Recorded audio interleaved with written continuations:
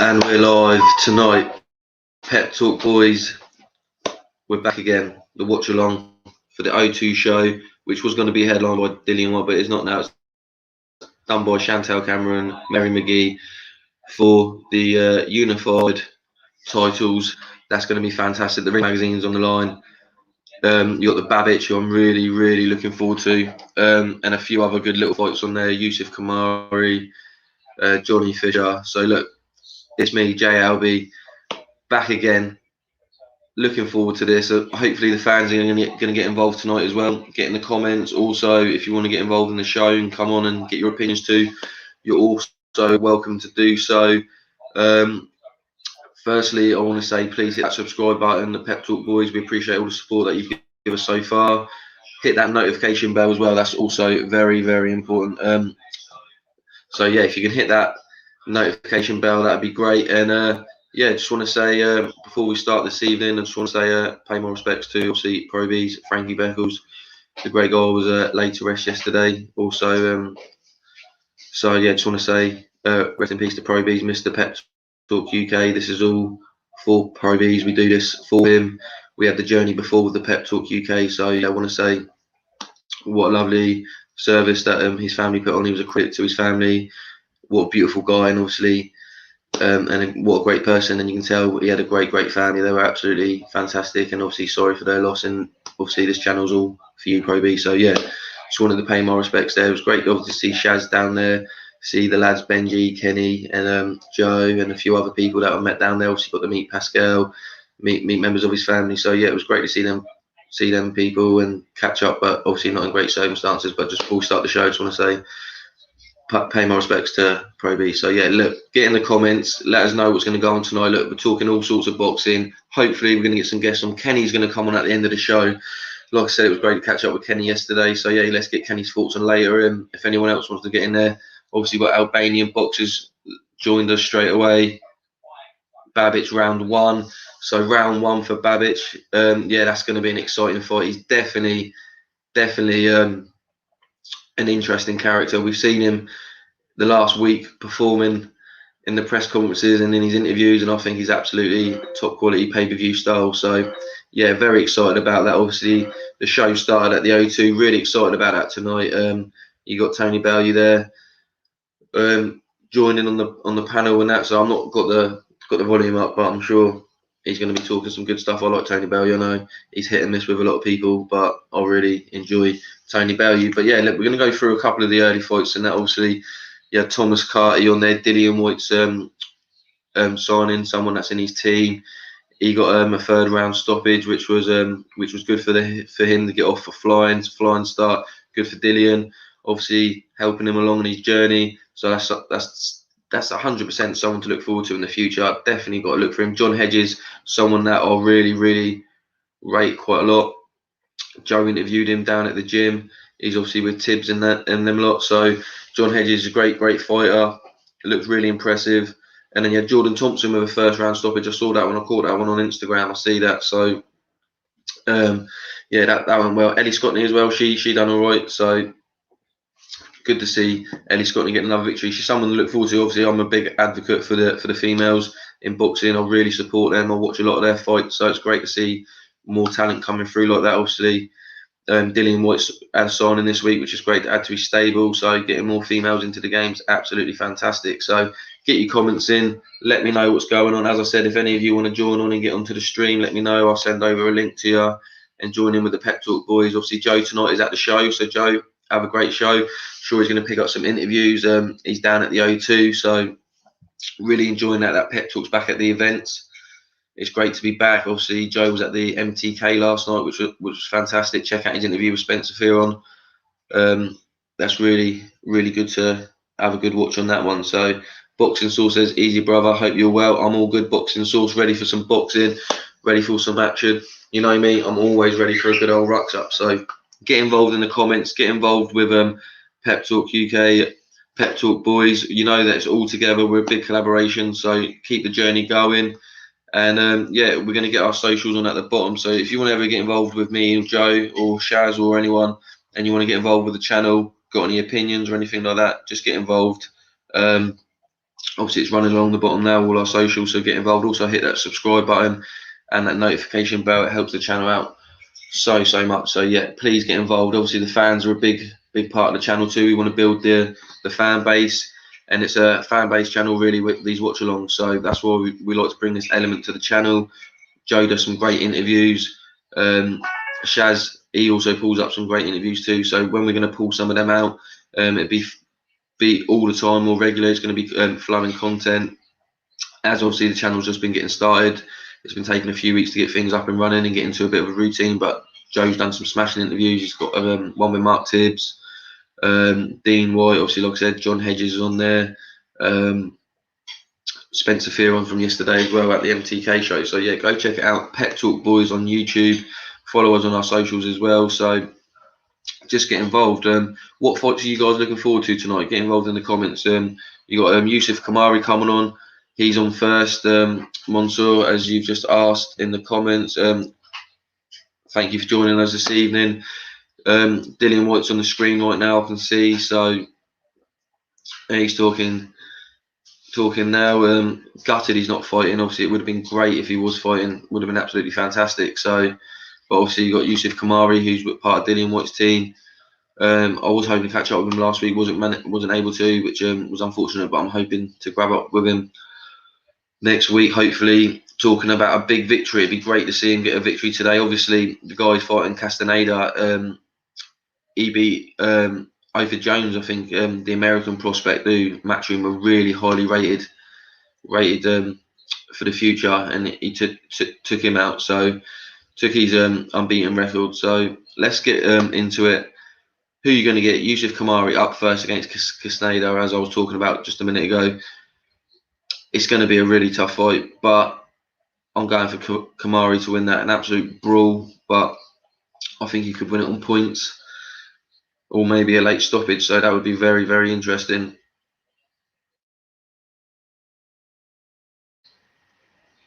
So yeah, hopefully we're going to get some of you guys on tonight. That would be great to have me along with this watch along. You know, I like getting you lot involved. Normally it's me and Joe, but Joe's at the show tonight. Hopefully getting some really good interviews, which I'm sure he will. Just seeing Dillian White there still having a few words. It's a real shame. That would have been a great fight against Othit and Wallen tonight. So what would you have thought if Dillian White and Othit and Wallen was fighting tonight? What would the result have been? We're going to carry on now in the comments. You got Manuel Tingen saying, want to see Babic Molina. Yeah, Babic Molina. Well, I'll get into that now actually a little bit as we're waiting for the fights to start. But I don't think that's going to be a very, very long fight, to be fair. I think maybe 2 rounds if you're lucky. Molina, you've seen it in many, many fights.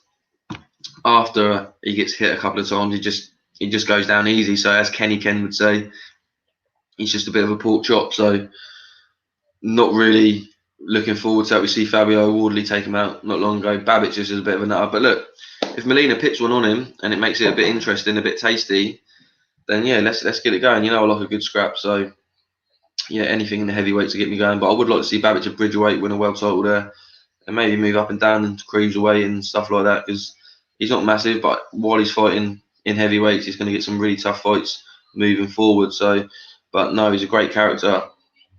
And how far do you see Babic going when he's stepping in with young big heavyweights? From Manuel again. Yeah, no, really good comment there. Please carry on with your comments. Yeah, no. As I said then, once he starts going up in the levels now, you're going to realise that it's going to be a lot tougher. You're going to get more experienced fighters, bigger guys who can use them attributes to the fullest of their capacity. So yeah, it's going to get tough.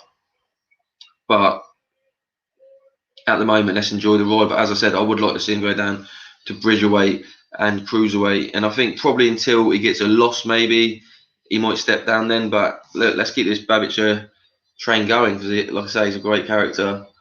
And you got another comment here from Monsieur.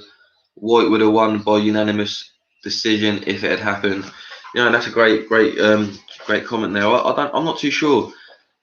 The thing with White, I think he's absolutely fantastic, and for a couple of years he was one of the most improved fighters coming out of our shores. So look, I never want to obviously put down any of our fighters or anything like that, so I'm not discrediting in any sort, but he's got that little bit of vulnerability with Dillian White. You've seen it when he got beat by AG, went down a couple of times, got stopped. Joseph Parker, then he stopped him in the 12th round in their fight. Obviously, Povetkin stopped him quite badly when he beat him, so obviously there's kind of vulnerability there, but Dillian White can give it as well, so that's what I like about him. It would have been a tough fight, southpaw. You know, I'll probably go with that. I probably would have gone with that as well, actually, to be fair. I'll probably say that's a good decision. So, yeah, Mansour, really appreciate that.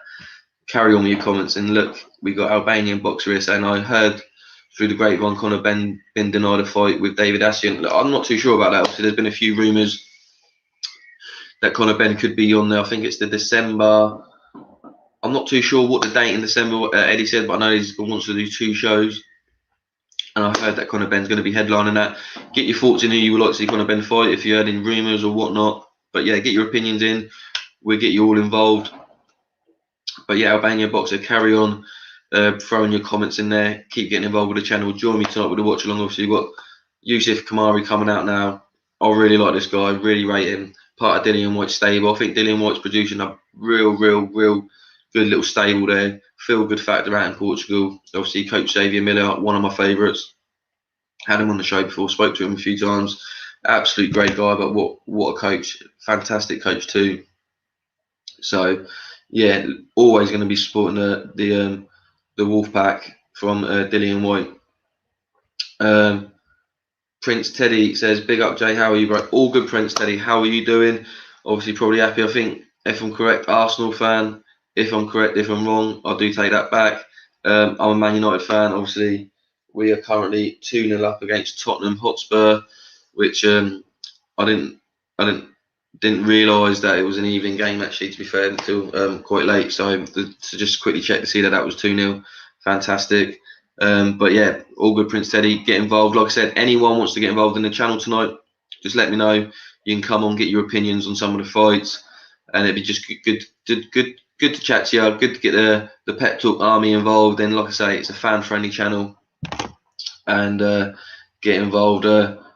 Manuel as well, off topic, do you think there's going to be something done by the family of Probies, like they fund me action to financially help his family? I'm not too sure. Any comments like that, look, if you got anything like that, I'll nip it in the bud now quickly. Appreciate the kind words and everything like that.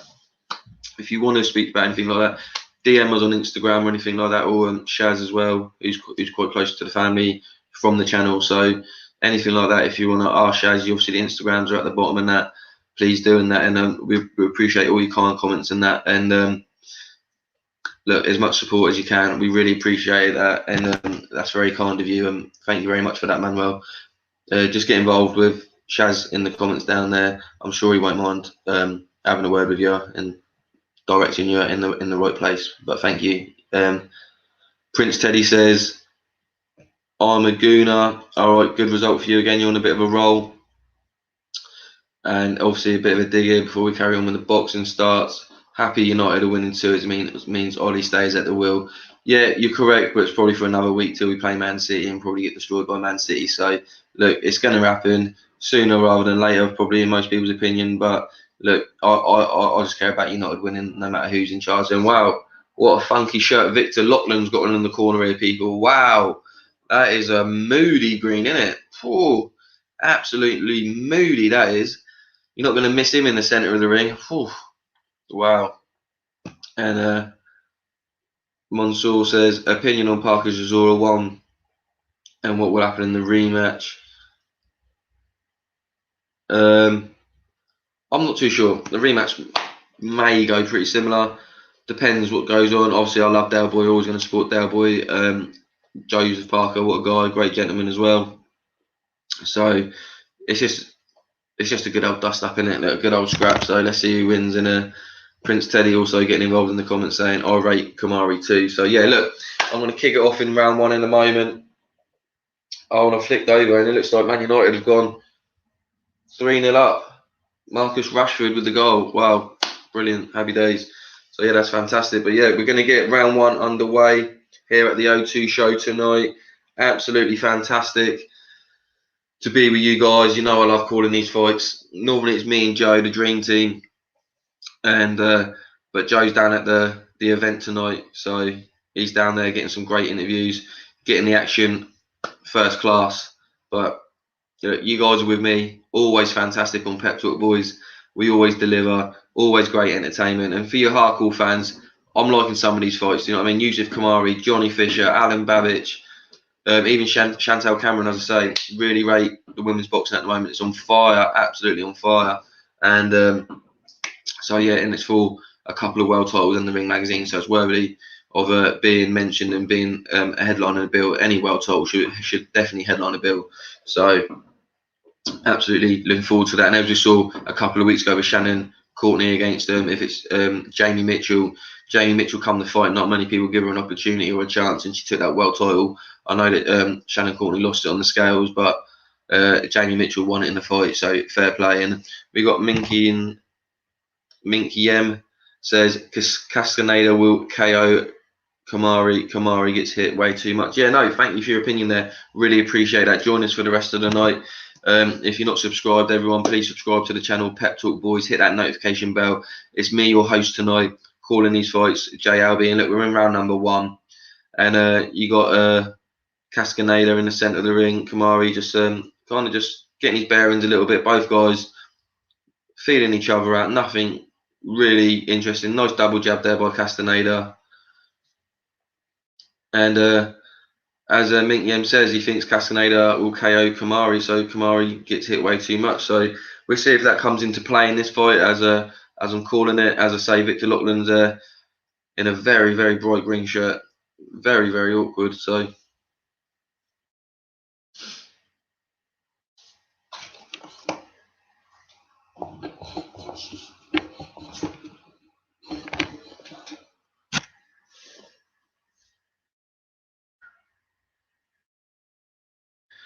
bit of a slow start this fight. Not much really happening.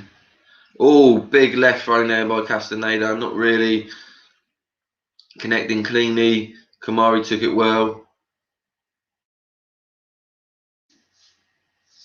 And look, it's, as I say, it's a bit of a slow start. Both guys feeling each other around, which you expect. Castaneda there with a nice combination, left and a right. Not really connecting, but he looks nice and sharp. Throwing a jab out, another 1-2 by Castaneda. Jab to the body from Yusuf Kamari.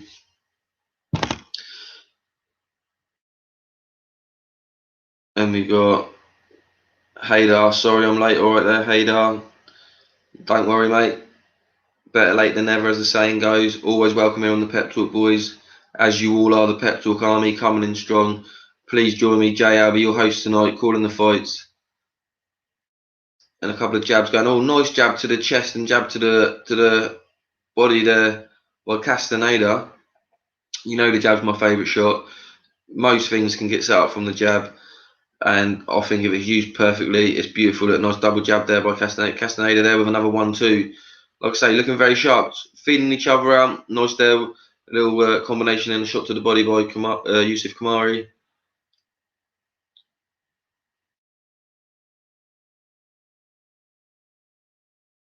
Milo Forsen is a link. Look, I'm sure you can find it somewhere. Look, we don't advocate all that. I'm sure you can find somewhere to watch it. I'm sorry if you can't.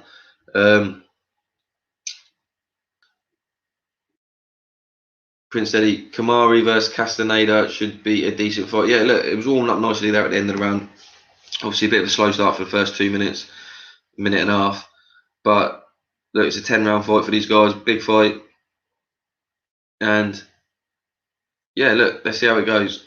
Let's see how it goes. Come on, obviously, like I said, I would like Yusuf Kamari to win. I don't want to be too partial, too biased to anyone in that, because that's obviously not what I'm here to do. I'm here to call the fights as I see them and that, and I will call them as I see them. Xavier Miller in the corner there, like I say, great coach that he is.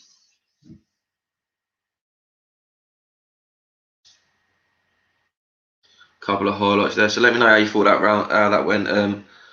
You got there. Monsoor says 10 rounds. Yeah, it's a 10-round fight,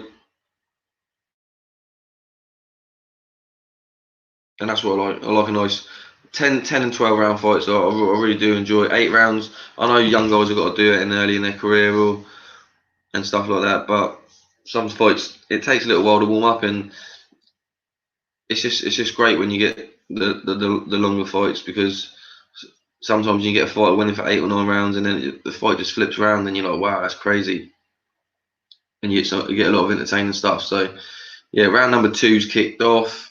10 rounds for this one. Yusuf Kamari versus Castaneda, and yeah, no, I'm really looking forward to it.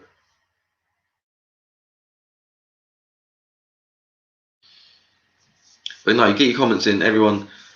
Really appreciate it joining me tonight for the watch along for the O2 card. And look, it's round number 2 at the moment. It's pretty similar to the first round. Like with the crowd, a bit empty. Needs filling up a bit more life going to it. Kamari there looking for the jab to the chest, jab to the body. Castaneda looking for the 1-2. Oh, nice jab there by Yusuf Kamari.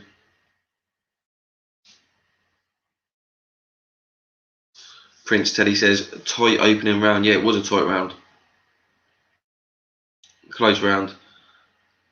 I maybe would have edged it to Castaneda if I'm being a bit honest. But it was very, very close. I wouldn't argue either way. It was literally a Rizzler paper tight decision. But that was a great jab there by Yusuf Kamari on Castaneda. Lands right on his chin.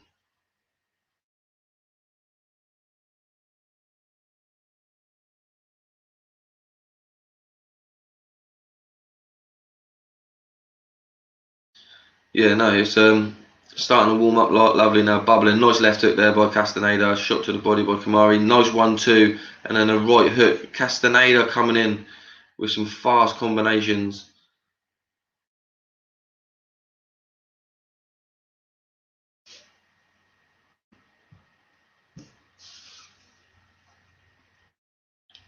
Jab there by Yusuf Kamari.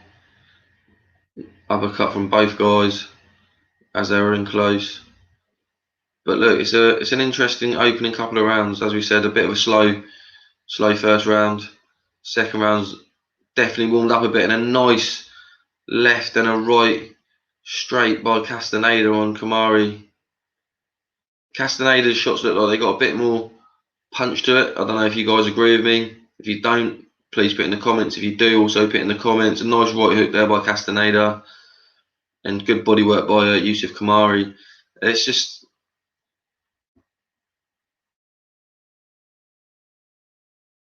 yeah, it's interesting. Interesting couple of rounds. It's tight. I don't know. You know, I like an even round. Will I go for an even round? I'm not too sure. There were some nice shots there by Castaneda, but also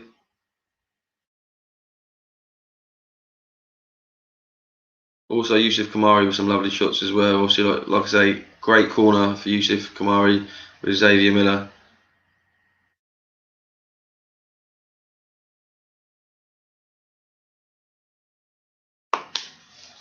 Just seeing if I could hear any of the corner work going on there, but I didn't catch any of it. Let me know if you can hear any of the corner work in the comments, please.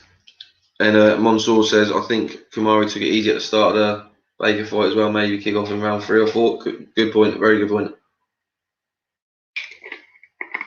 And round number 3, people's kicked off. Pep Talk Boys, O2 show tonight.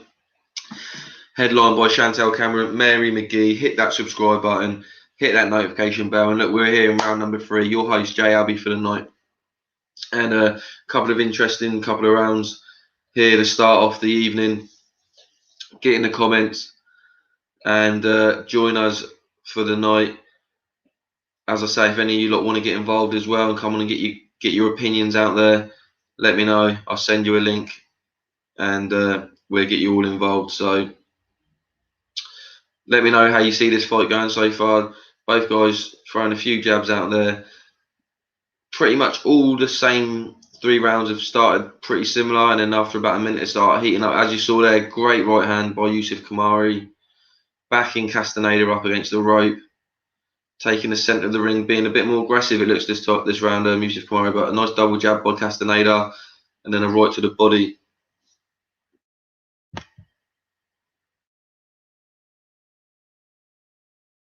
Prince Teddy says the watch along can't be complete without Jay giving an even round. Look, I didn't want to start too early there, Prince Teddy. So look, I haven't given that an even round. I'll give the last round to probably Yusuf Kamari. It's a close fight. So like as we saw in the first round, we had a bit of difference of opinions with me and Prince Teddy going either way. Nice jab there by Yusuf Kamari, but in these close fights, there's going to be very different of opinions, and I think both opinions are right because it's that close. So look, as it stands, I've got it 1 round each for both guys going into round 3, and at the moment, I'm probably edging this round to Yusuf for his aggressive work, keeping Castaneda's back on the ropes most of it. But look, in spells, Castaneda shows some good work, but again, he's backed up on the ropes, and he comes out far and he connects there with a nice left. Bounced off the ropes there. Oh, a nice jab by Yusuf Kamari in response. And a nice right hand as well, straight on the nose. It looks like the nose is redded up there of Castaneda. And, oh, it's Alan. Alan's skill. Big up, Alan. Oh, wow, yeah. Big up Alan, a big supporter of Pep Talk UK. We've been trying to get a load of the old originals over because obviously it's been difficult for maybe people to find out if they're not on social media or they're only like I say, subscribe to Pep Talk UK. So look, let's see what Alan's got to say. Been trying to find the lives for weeks. Missed you all, Pep boys. Not to get emotional, but love and blessings to Pro Bs up there watching the lads. No, really appreciate that. Thank you very much, Alan. Hope you're going to be joining us for the rest of the evening for the O2 show tonight. Absolutely fantastic. Great fight here. Warming up lovely. I'm going to give that one. I missed probably the last 30 seconds there, so if I get this wrong, let me know in the comments. But I'm going to give that to Yusuf Kamari for his aggressive work there, and getting the back of Castaneda against the ropes. I really enjoy that. So yeah, 2-1 Yusuf Kamari going into round number 4, and I think the fight is definitely warming up a bit. You can see the reddening of the nose there. Look at that right.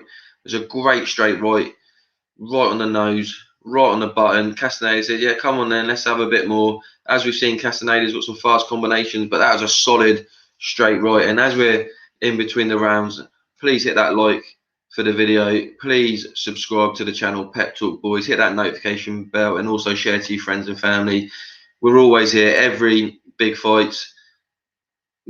Most weekends, probably 1 or 2 shows we'll be getting on. During the week, we go 1 or 2 shows with some live debate shows and some fan question zones and shows. So join us. Also, some great big interviews coming out on the channel too. Joe's at the show tonight, so hopefully Joe can work a bit of magic and get some interviews tonight if that's possible, and that'll be coming up to the channel too. And look, round number 4's kicked off, and look, we've got a guest coming on now. Someone who is a very familiar face to the Pep Talk UK channel. It's an honour and pleasure to get Bowen. How you doing, brother? What's going on, man? How's it going, man? All good, all good. The boxing's on, so I can't really grumble. Get my teeth stuck into it and that. But how are you? All good? Yeah, man. Good, man. You know, you guys is continuing on the legacy, man. That's a beautiful thing, man. It really is, man. Proud of Yeah, you guys, man. no, I really appreciate that. No, obviously, just want to continue keeping Pep Talk in the world of boxing. Keep just doing what Pro B's started. Really, give everyone an Yeah, opportunity. Give us an opportunity, and I think it'd be a bit. I don't know. I think it'd be a bit disrespectful not to continue the beautiful work, and that's why we retired the channel. Obviously, it's the first time we spoke like this, but yeah, we've retired the channel for his family so they can right. appreciate. We didn't want to continue filming on there, and in 10 years' time, when his family wanted to look at it, they go through hundreds of videos to find their dad. They've got that work of art. They can see the beautiful stuff that he did, and yeah, so we just want to continue that. Joe's at the event tonight, so yeah, thank you, Bo. We appreciate that. Oh, no Um, problem, man. and yeah, always a pleasure to get you on. You watching the fights tonight? Yeah, I'm actually watching Kamari. fight Yes. right now, man. That's I never really got a chance to get a really good look at Kamari, but I'm watching him, man. He's pretty good, man. Yeah, no, he's I really rate him. A few people in the comments said he gets hit too much, but no, I think he's a really good fighter. I think Castaneda is a tough cookie. You'll see him. Yeah, he is. He beat, I think it was Arthur Jones in the last in his last fight, who was an unbeaten prospect that they really wanted to push through. He's got some fast combinations, which I've seen in this fight as well. He could be a little bit more active, but yeah, he's quite explosive like that. Look, nice body shot by Castaneda there as well. So yeah, Yeah, no, there was. There was. Well, he got hit. He actually got hit with a good body shot. Then he returned. Castaneda he's more crafty than what he appears to be, and I think that's what people don't understand. Like, I think sometimes when you have high hopes for certain fighters, you forget that the guy that they're fighting also has some experience also as well. He's just not some dude they just snatched off the street, you know. And Castaneda, like you said, man, yeah, he's a good crafty guy. He gives anybody problems, and he comes to fight. So this is what you need for a young guy like Camero, to test his mettle to see if he's ready for that next step. yeah, no, 100%. And I'm liking what I'm seeing as well. Like he's got a bit of grit about him. As we're seeing, his nose is reddening up a little bit, but he's not letting it affect him too much. He's still throwing them big bombs, and yeah, Kamari, I feel like he does progress as the rounds go on. So Yeah, I didn't give him the first round. I give him the second and third. That round, I'd probably say maybe. I'm not too sure. It's difficult because Castaneda doesn't throw a lot, but when he does, it looks explosive. It looks like it's more effective than what Kamari's throwing. I think Kamari's throwing the more volume, but maybe not as powerful or as effective. But that's a good right hand there by Kamari on the yeah, replays and that. yeah. And look, we've got Shoei coming on as well. Another from the Pep Talk UK gang. Let's bring him in. Here he is. Hey, I was just gonna message you. What's going on, man? All good, all good. How are you? I'm good, brother, man. Nice to meet you as well, bro. Good to meet you, man. Good to meet Yeah, you, man. yeah. Before I start, I just want to say rest easy to our brother Pro Beezy as well, man. Right. 100%, You know what I mean? 100%. The marathon continues. Yes, no, the journey continues. Yeah.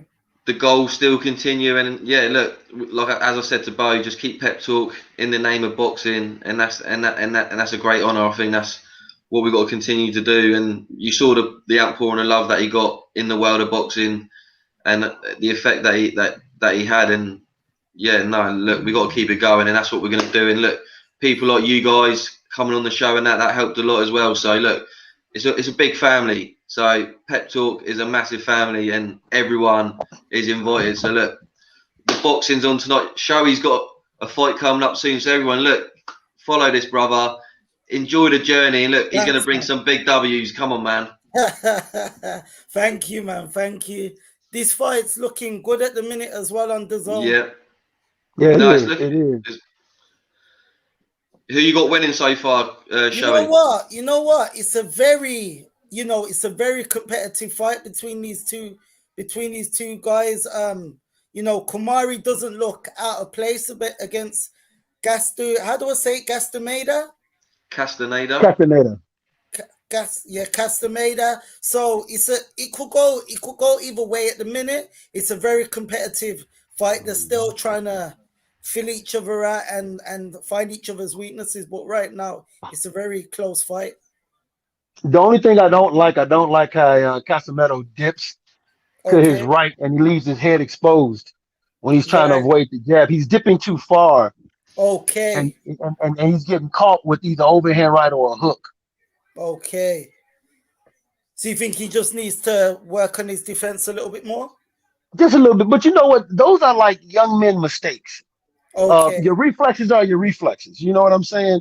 So those are just like, there's a little, just a little fine tuning there. I don't think there's much. You don't want to take a guy out of a fight and work too much on too many things at one time. You're confusing.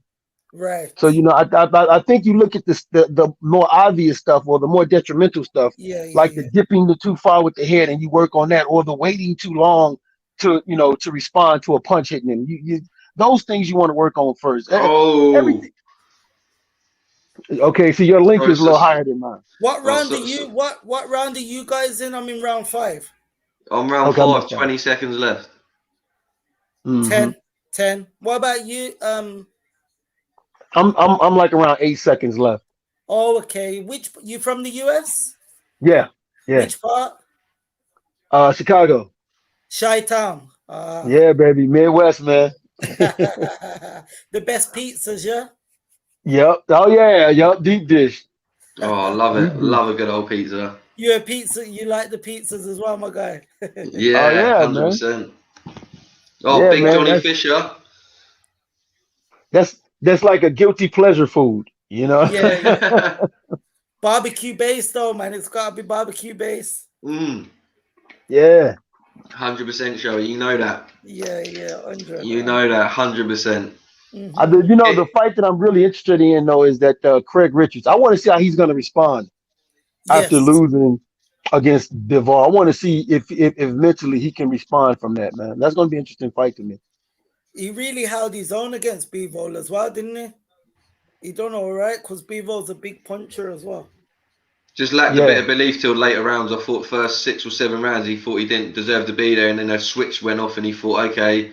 Then he stepped up a bit. I think he might have had a few regrets that he didn't go for it earlier. But look, it's all about learning. Like I say, a loss doesn't define your career unless you give up. So look, learn from that. And as Bo said then, be very interesting. He's fighting for, I think it's a WBA international title, so it keeps him high in the rankings.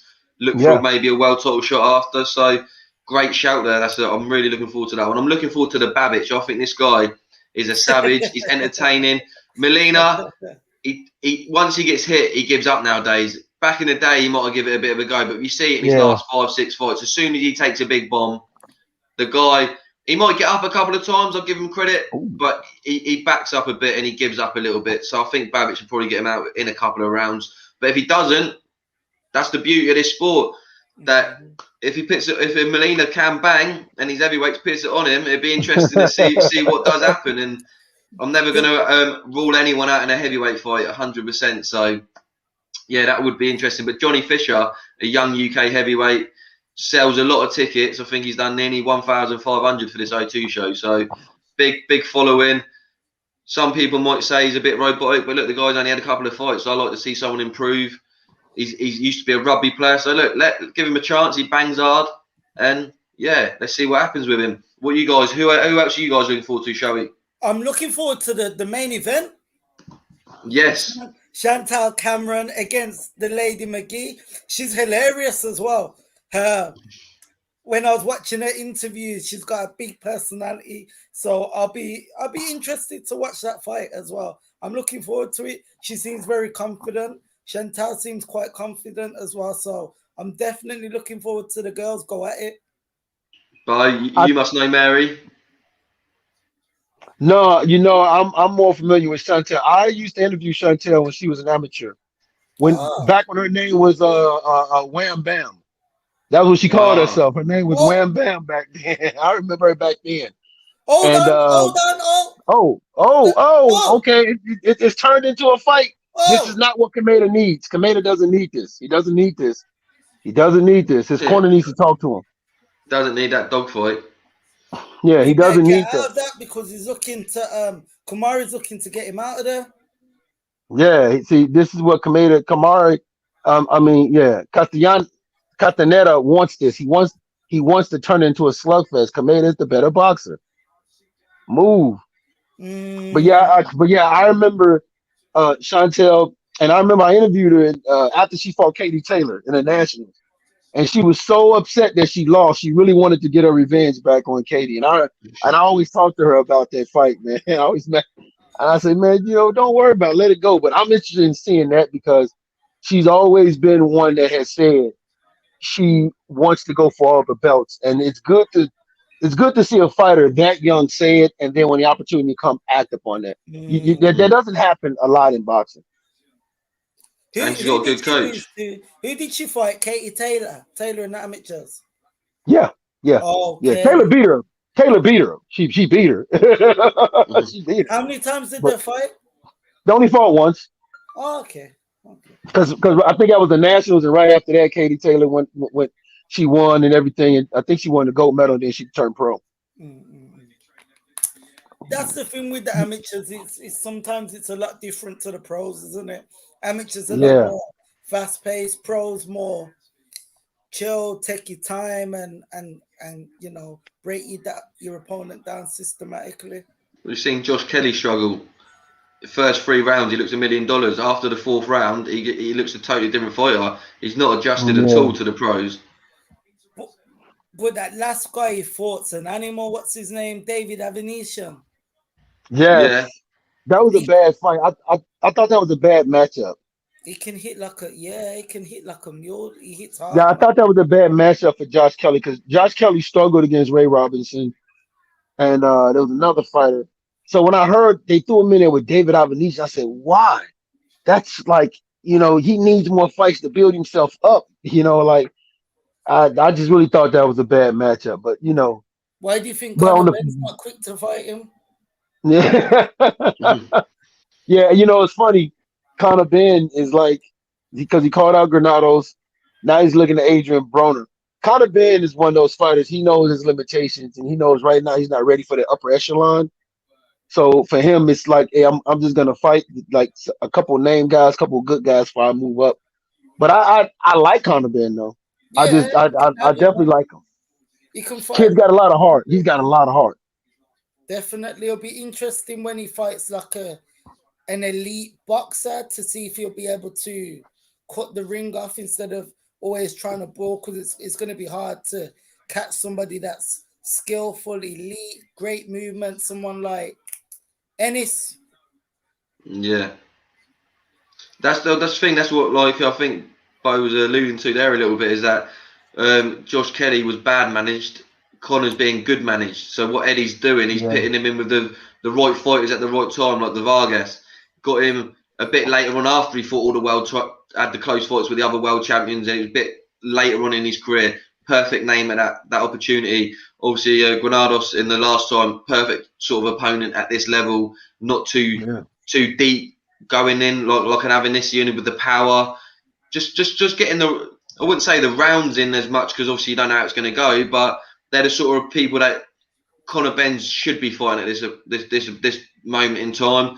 His next opponent, I heard he's meant to be headlining a show in December. I don't know what Okay. opponent yet. I don't know if you guys have got any opponents you'd like to see him in with, or if you know anything at the moment. I would want to see the Avenetian fight and the Brown. The only reason I say the Broner fight because I think it'd be entertainment, like the press conference and everything. mm.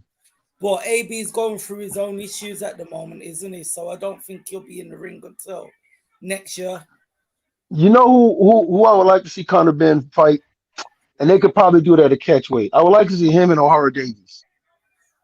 Oh yeah, Oh, I think they could do a catch weight like 144, 145 or they something like used that. to I be would like to sparring see that fight. partners, didn't they, at Tony Sims' gym? That's the reason why I want to see that. I think that would be good on that level for both guys. I Honestly can't see speaking. O'Hara. I'm wondering if O'Hara would go up to if they would fight though, because they're good friends. But hey, if it makes business sense, then why not, right? don't you think Yeah. O'Hara could go to 147 then, Bo? Do you think it might be a bit too much of that for him? I think it. Well, Conor he could go to 147 against Conor Ben because it's not like he's a top level elite fighter, right? So you could go to 147 for a guy like Conor Ben. But I think that would be an interesting fight because it's an all UK. It would be an all UK. It would be a UK fight. It would it's two known UK fighters, and the money value would be there versus him versus O'Hara Davies than any other name that's not a well-known American. That's because right now at 147 you got Regis Prograis. Well, that's a dangerous fight.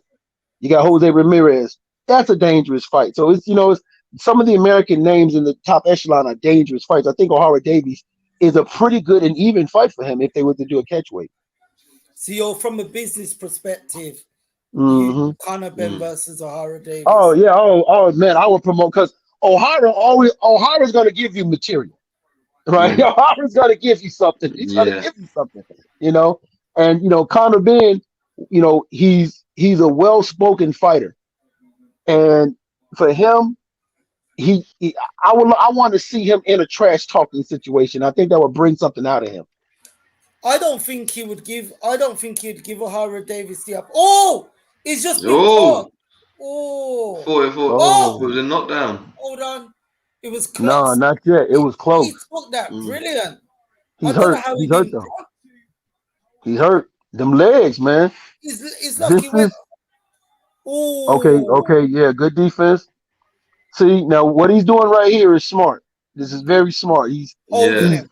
yeah, he's holding on until the ref breaks up, and he's doing anything he can to disrupt Casaneto. Okay, yeah, very smart.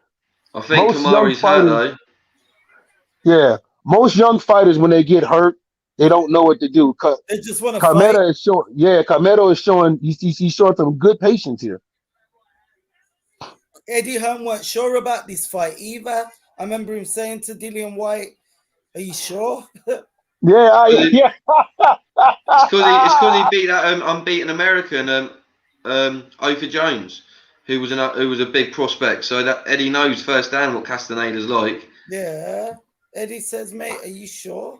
Yeah, I remember he said that, and even Dylan White was talking about it when they was talking to him earlier. You know, he was talking about this fight. I like. I'm gonna tell you why I like the fight. At some point, man, you got to see what your prospects can do. You know what these guys can do. You What you start say? pouring money in. Put him in the deep waters. Yeah, I Yeah. mean, you start putting money in them. You know, you start putting them on these shows, getting their name out there. Before you get into that position where you say, okay, I'm willing to spend more money on you and put you in front of more people. You got to throw them in fights like this just to see what they got.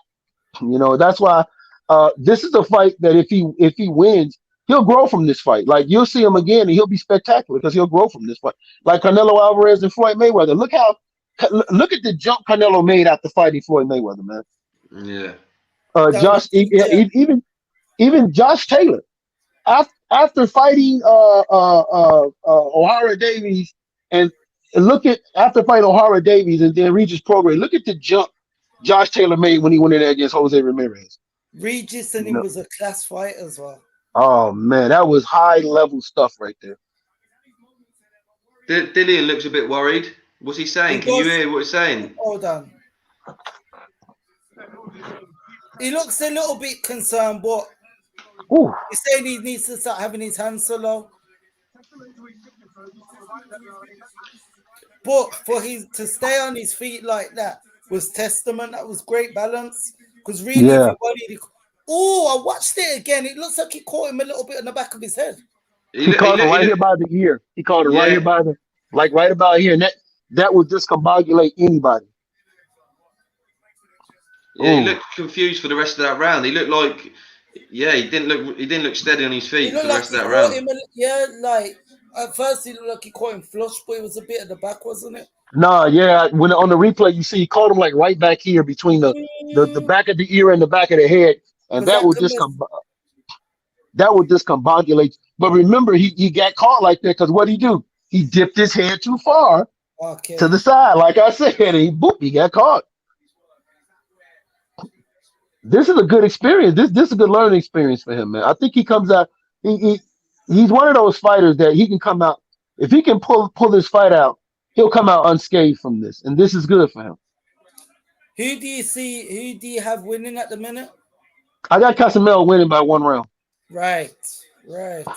I think he needs to. I think he needs to separate himself in this round and the next round. Though I think he needs to make a statement in this round. What about you, Jay? Well, I had Yusuf Kamari winning up until about 2 rounds ago, and I think I'd go with Bo. I think Castaneda's gone one ahead. Yeah. I think he's pulled round probably the last 3 rounds, maybe. I think he's changed the fight on its head. He was really hurting that last round. He was buzzed. You got to put in as well with scoring the damage as well. And that shot damaged him for the whole of that round, so it was a great shot. Mm-hmm. And as you see now, he's still holding. He looks a bit weary.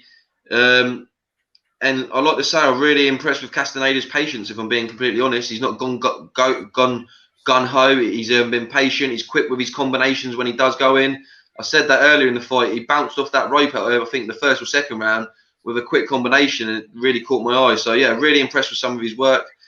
Yusuf Kamari is a great fighter, and a win or a loss here, he's going to learn. Like Bo said, even if he won this fight, he would have learned lots and it'd improve in his next fight. There's no reason why he couldn't do that in his next fight, even if he loses, especially if it's a points decision. I don't want to see him getting stopped, but it's a great performance here by Castaneda at later rounds. Yeah, it is. I don't define you. All of the old school fighters, fighting back to back. Sugar Ray Robinson had 20 losses, had like 200 fights. Yeah. You know what I mean? It's only when Mayweather come into the picture that there was so much onus on the 50-0. Yeah. Yeah. Yeah, I agree with that. I agree with that because but I think the thing that people forget is Mayweather went through a gauntlet long before he was promoting that 50-0. Remember when Mayweather had that stretch where he fought Emmanuel Augustus, Zab Judah. Oh. Yeah, Judah was winning for the first 4 rounds, wasn't he? Yes, he was. Judah was winning for the first 4 rounds, but Floyd done that on purpose because he knows Zab starts super fast. Yeah, he starts and then slows up. That fight's still entertaining from when the bloody. Have you ever watched that fight, Jay? The Mayweather Judah fight? Yeah, I really enjoyed that fight. I did. Like you say, Zab Judah always started fast though, didn't he? He always started fast. I watched back his fight with Miguel Cotto yesterday as well, Zab Judah. When Cotto kept low. That was a good fight. Yeah, so I used to really like Zab Judah, but yeah, that was a great fight. The comments here: who's cover Lacos? Someone's just mentioned Ben versus him. All right, okay.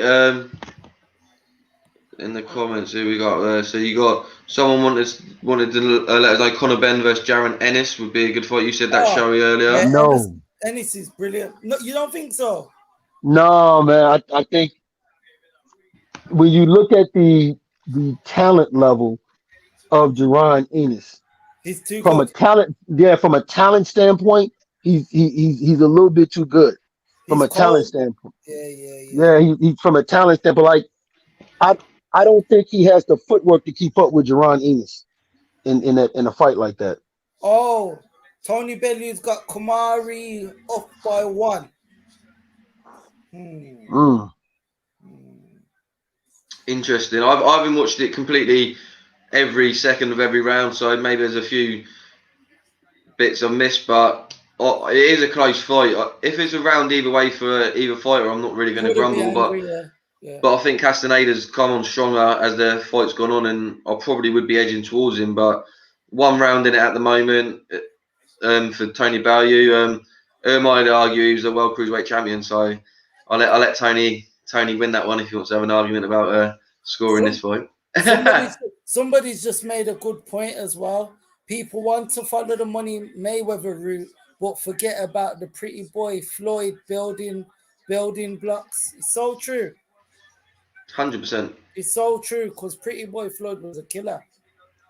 Yeah, no, 100%. I think on the new boxing game that's coming out, the Esports Boxing Club. Have you seen it, Showy and Bo? I've seen people talk. Bo's gone. That's all right. You carry on, Showy. Yeah, I mean, I've seen little tweets here and about it. We'll see how it goes, but apparently, like, let's say they want me on the game or whatever, we need to make money off it because if this is a game that's gonna be for years, then we need to be seeing some money from it. Do you know what I mean? Yeah, 100%. But apparently, there's going to be 2 Floyd Mayweathers. You could be Pretty Boy, or you could be Money Mayweather. But guess what? On Fight, what was that fight? Remember the boxing game? What was it called? Fight Night. Fight Club. No. Fight Night. Yes, on Fight Night, Floyd was never on them. The reason why Floyd wanted more money. If you notice, Floyd's not on any of them. No, that is true. He's not on it. I don't know if he's going to be on this one, but yeah, he is. There's 2 versions of him. I've seen when they. I'm pretty adamant because they've announced like over 300 fighters. Esports Boxing Club. They've announced over Fury's on there now. Wilder. Coming on PS5, Xbox. PS5, PS4, PC. It's going to be the next best boxing. The gameplay looks absolutely fantastic. You can go on YouTube and see they've been releasing bits of the gameplay. Like Canelo's on it. But what's good about it is they got fighters like Vidal Riley and Dalton Smith, like up and coming. Like so, they're going through. They're bringing through all them sort of like people that are just coming through, but also the current world champions and like Muhammad Ali, the legends as well. Like Riddick Bowe's on there. Oh, these two. Good end to the fight there, shall we? Oh, so Vince is on it as well. Yeah, Vidal Riley's on there. KSI's people. Yep. I'm not too sure if KSI's on there, but even people, I think even IFL. I think IFL were even on the game. Like that's what it's called, Jay. Fight Night Champion. Yeah, Fight Night Champion. That was a beast of a game. But the gameplay for this one is like it's like the FIFA of boxing games. It's unbelievable. Like the gameplay, so realistic. When's it out, mate? I don't know. It keeps getting delayed because more fighters keep signing up to it, so they don't want to bring it out without having obviously the maximum fighters on it. So I think it was meant to be coming out in the summer, but then people like Deontay Wilder has signed up there on it. Canelo, Fury. So as more fighters, I think so. It's just been pushed back, but the gameplay looked like I say. Yeah, mate, it's got all sorts. Jack Dempsey, you can go back years. Like, wow, they've got all sorts of fights. They've even got the women's division, and what's good about it, they've got the rights for all the belts. So you can fight for the WBC belt, the IBF, WBA, Ring Magazine. You can have coaches on there, like Ben Davison. All like coaches, like different coaches are on the game. Send you a link. Promoters are on there, like Sam Jones is on there. People like that, like it's been. I think so. I'm not 100% sure. Don't quote me. Let me know in the comments. But yeah, it's being done in the UK. Sheffield, Steel City are doing it. Tell these lot as well. You guys subscribe to this channel, like, share, subscribe. Yep, get involved. And look, when it comes out, we want to do a pep talk tournament, shall we? With fighters and fans, and we'll Twitch it and YouTube it, and we'll do a proper tournament, and it'd be fantastic. So I think that'd be good when it comes out. I'm on that 100%, 100%. So late 2021, Prince Teddy says, or December the 31st. It got leaked the other day, so New Year's Eve. No way. Albanian boxer. Question for you: do you like Marku because he's Albanian? You know Marku. Of course, he knows Marku. Yeah, do you like Marku? What do you think of him? Albanian boxer. 555. Oh, I wonder what they're gonna say. Who they think's won?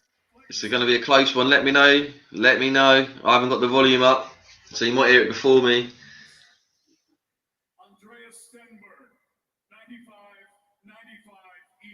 95 even for one. Mark Lyson, 97 to 94. Guido Cavalieri, 96 to 94. Ooh. For your winner by majority decision and the new WBC International Silver Super Featherweight Champion,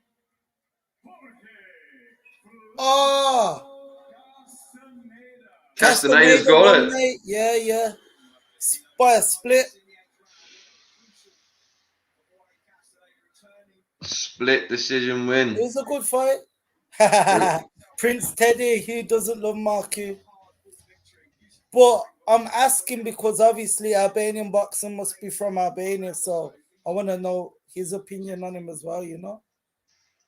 Yeah, no, 100%. I think that fight with Conor Benn was lined up for a while, wasn't it? Yeah. I think Marku's better at 140, though. I'm not too sure about 147. I think his power at 140 might take him a long way, but there's some hard fights at 140. Okay, well, fair play. At the end of the day, Dylan White's fighter stepped up to fight a tough cookie, so you know he's going to learn from it. Yeah, it was a gamble, wasn't it? You know what I mean? It was a gamble. So yeah, I know Mark is a free agent because someone just said he's a free agent because he's fighting on Boxer, isn't he? No, that's not correct. That is incorrect. He is. Now, what it was is when we went into COVID, he had a one-fight deal with Boxer left, and what happened was he wanted to sign with obviously Matchroom and DAZN and everything. So they done an agreement was that he could fight for the zone, but as soon as that Boxer could get him onto a show, he had to do his one fight with Boxer. So now Boxer's with Sky Sports and they're up and running. He's got to do his one fight, but after that he's going to go back to obviously Matchroom in the zone and that. So He it's said he's because a free agent, though. He said he's a free agent. Oh, if he said that, then obviously that's the case. But that's what Eddie Hearn said a few weeks ago when they asked him about why he was on Boxer. He said that was what happened was that he had one fight left on his deal, and they come to agreement that he could fight with Matchroom, and that maybe it was a free agent, and they just said could he fight on Matchroom until Boxer could give him his one fight. Maybe that's what happened. But what fight would you like to see Marky win, Showy? Like you say. Oh. Mate, it's interesting because he hasn't had a lot, has he? The only reason I would say someone like Ben, but then in Ben's head, Ben sees it as, mate, I'm big up Marky. Ben sees it as he's already ahead of the money fight-wise, so why would he go back and fight Marky right now because of how many Marky versus Ahara Davis, because it'd be a clash of the trash talkers. That would be explosive. I think there could be a few scraps at the press conference there, Showy. Hey. I would watch that. Trust me. I'd watch that fight. yeah. Ahara Davis is I'm not too sure because 1 minute I love him, next minute I'm not too sure. I'm like, but is he doing it for that? Because before he fought Josh Taylor, I was Ahara Davis before that fight. I had him winning that fight. I was a big Ahara Davis fan. Obviously, after that fight, I become a Josh Taylor fan. Yeah. But what? And obviously, he lost to Jack Catterall, if I'm correct as well. Who's also going to be fighting Josh Taylor soon for a world title. So he's a good fight as well. But where do you think Ahara should be going, Show? Because I feel like he could easily have been fighting for world titles. Bro, it's a funny one now. I think the thing with Ahara now, it's about once you're off the ladder for a little bit, you have to get back on the ladder. So maybe have a 6-8 rounder, and then maybe look for one of these intercontinental titles. Yep. Yeah, maybe look for one of these intercontinental titles or whatever, and get back on the drawing board where you was until obviously you came short against Josh Taylor. But it's no disgrace coming up short against Josh Taylor because Josh Taylor's a respectable and very skillful fighter. He's undisputed champion, isn't he? Yeah, undisputed champion. So he ain't no clown. No, 100%. Sorry, someone's just said Mickinson's is. You're only saying Mickinson's boring because him and Marky might fight, but Mickinson's a very skillful fighter. Back off. That's my guy, Mickinson. He's from Portsmouth, not too far away from me, about 20 minutes away. He's a class fighter. He's got skills that pay the bills. He's called the problem because he's a difficult fighter. He's not a boring fighter. If you understand boxing, and Showy is a boxer, man. Look, Showy. Yeah. Look, I say he's got a big fight coming up soon, next weekend.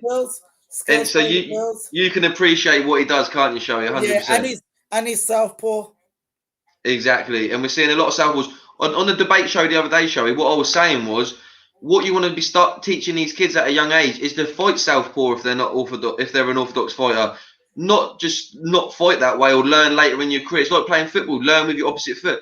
AJ said in an interview the other day, with these tricky southpaws, I was saying to should I teach my son to do it? 100%. That is a great skill. That was hilarious. Yeah, when he said that. Yeah, and I was a day before I was saying you got to teach these young kids, and if you're southpaw, teach them to be orthodox, because how's that not a good asset when you're struggling to fight? You never know. You break your hand, hurt your shoulder or something. Who was that fighter years ago? Was it Danny Williams who knocked that guy out when he had one arm? Yes.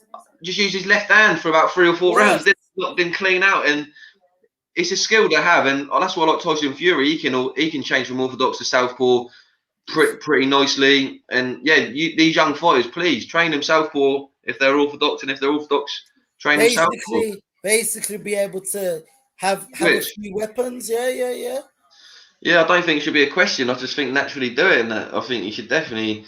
Why not? I know it's difficult, but if you learn from a young age, by the time you get to your amateurs and your pro days, it should be a weapon you should be able to use. But Ahara is boxing on November 26th for the WBA Gold Super Lightweight title in Dubai. Thanks, Haydar, for that. And Haydar's a big boxing fan, great boxing knowledge as well. Always The helps the neutral channel out. corner boxing. Neutral Yeah. corner boxing. At the minute, I haven't got a promoter, but I'm based in the West Midlands, and I fight with a company called BCB Promotions. So I don't have a promoter, but the gym I train out of, you can Google it, is called BCB Promotions, which is in Wednesbury. So Well, we've got some breaking news though, people. He has now got a promoter. It's me, Jay Albee from the Pep Talk Boys. And you want to be checking this guy out on his debut, getting a big W. And yeah, he's got a promoter here with the Pep Talk Boys. And look, here we go. Bo's back. He's probably I got a phone. Yeah, I got a phone call, man. No, what happened? I thought the missus or someone said, get off.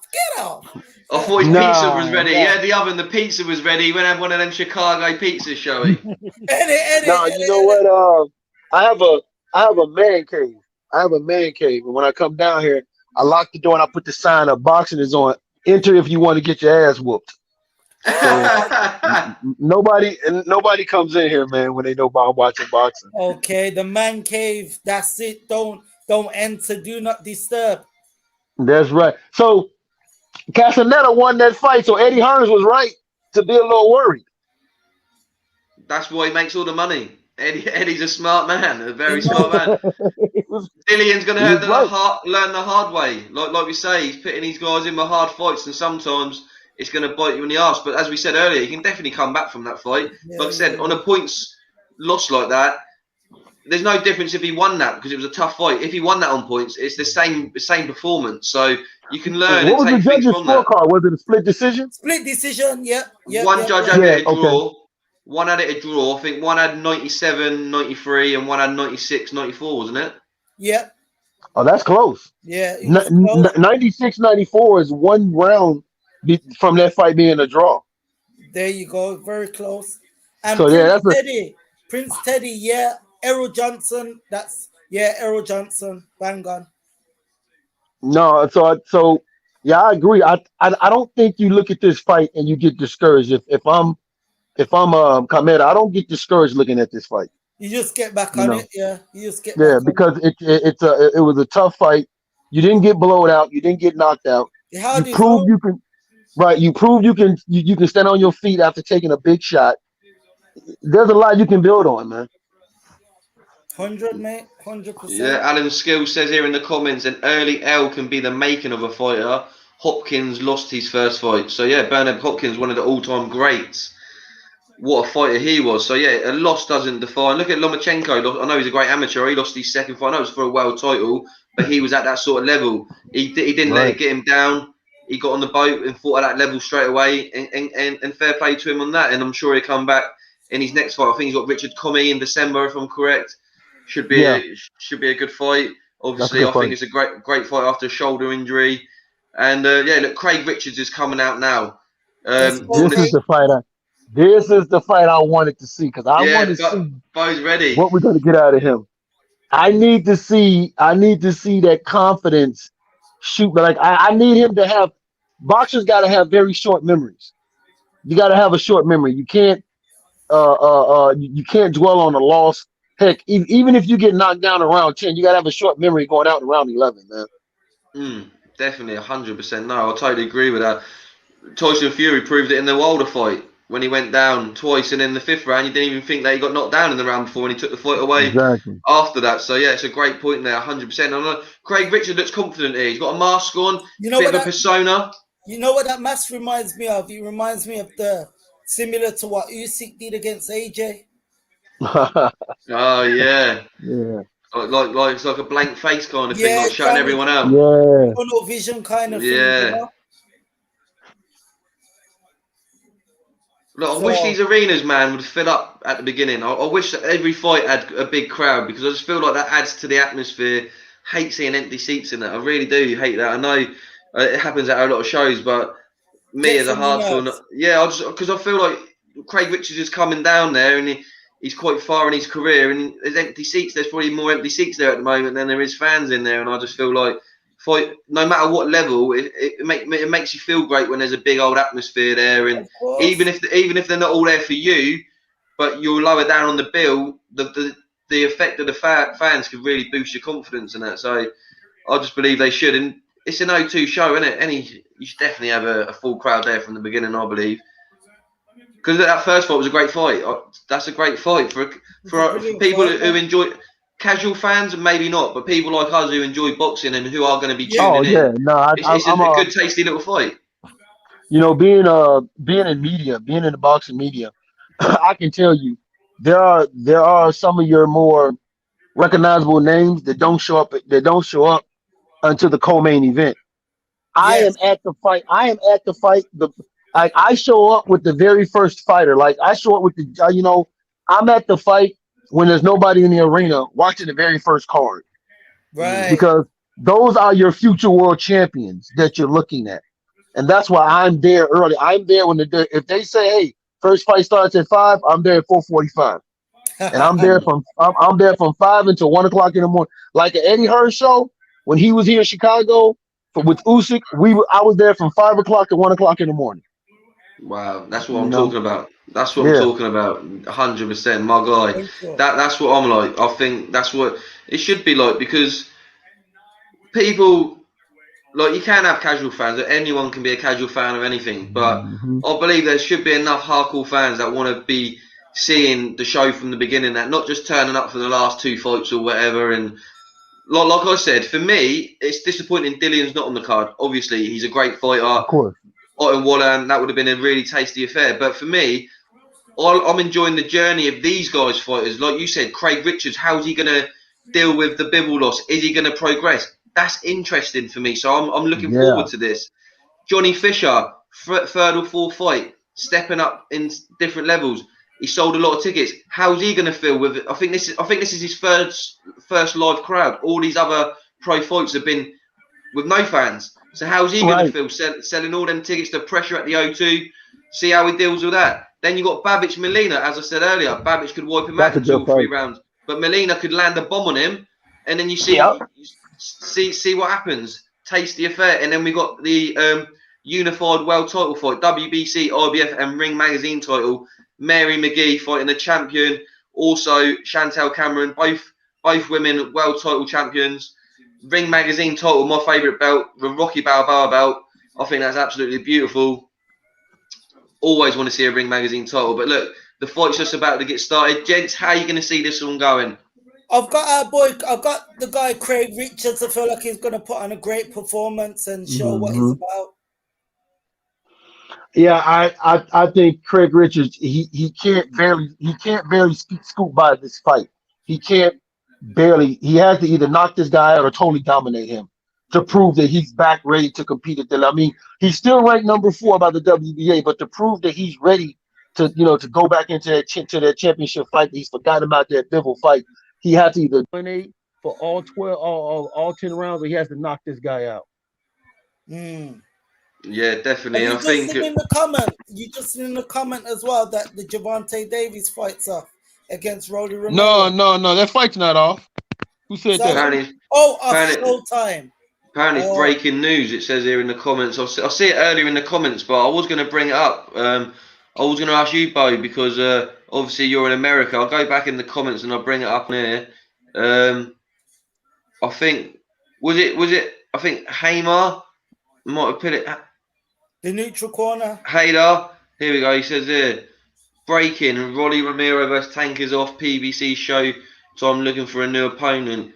Rivera and Cruz are being discussed. So very interesting. I know that Steven Espinoza said that they're not going to make any decisions until all of the facts and stuff are in. So I haven't heard anything yet. Okay. But I mean, I wouldn't be surprised. Yeah.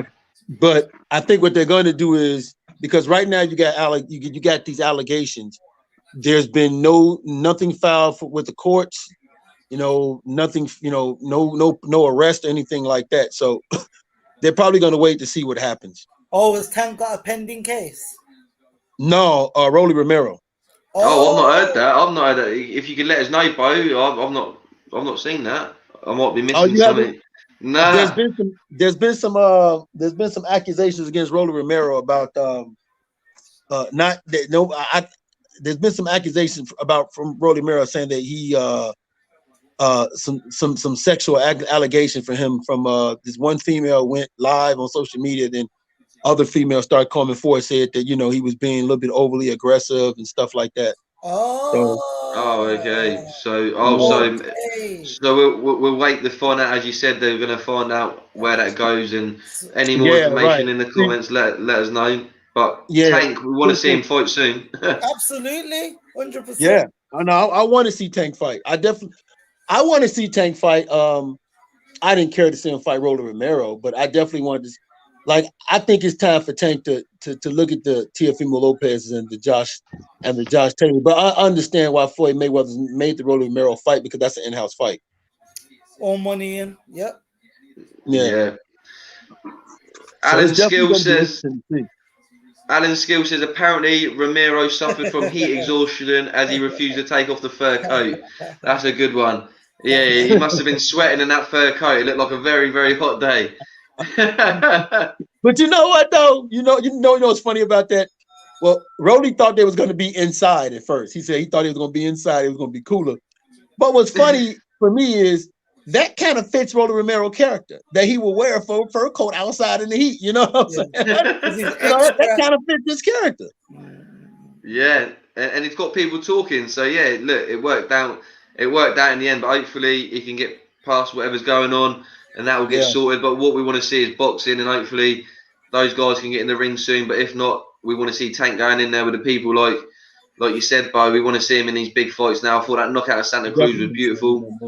That shot. I want to see him in there with the. I want to see him in there because him and Devin Haney used to be sparring partners at the. Well, they used to spar each other at the Mayweather gym. So I definitely want to see him in there with Haney. Like all of these young guys, Haney and Teofimo, all these young guys, man. And I get it. Shakur. Yeah, I get it. It's business. I get it. But I want to see these young guys fight each other, because that's what makes the sport.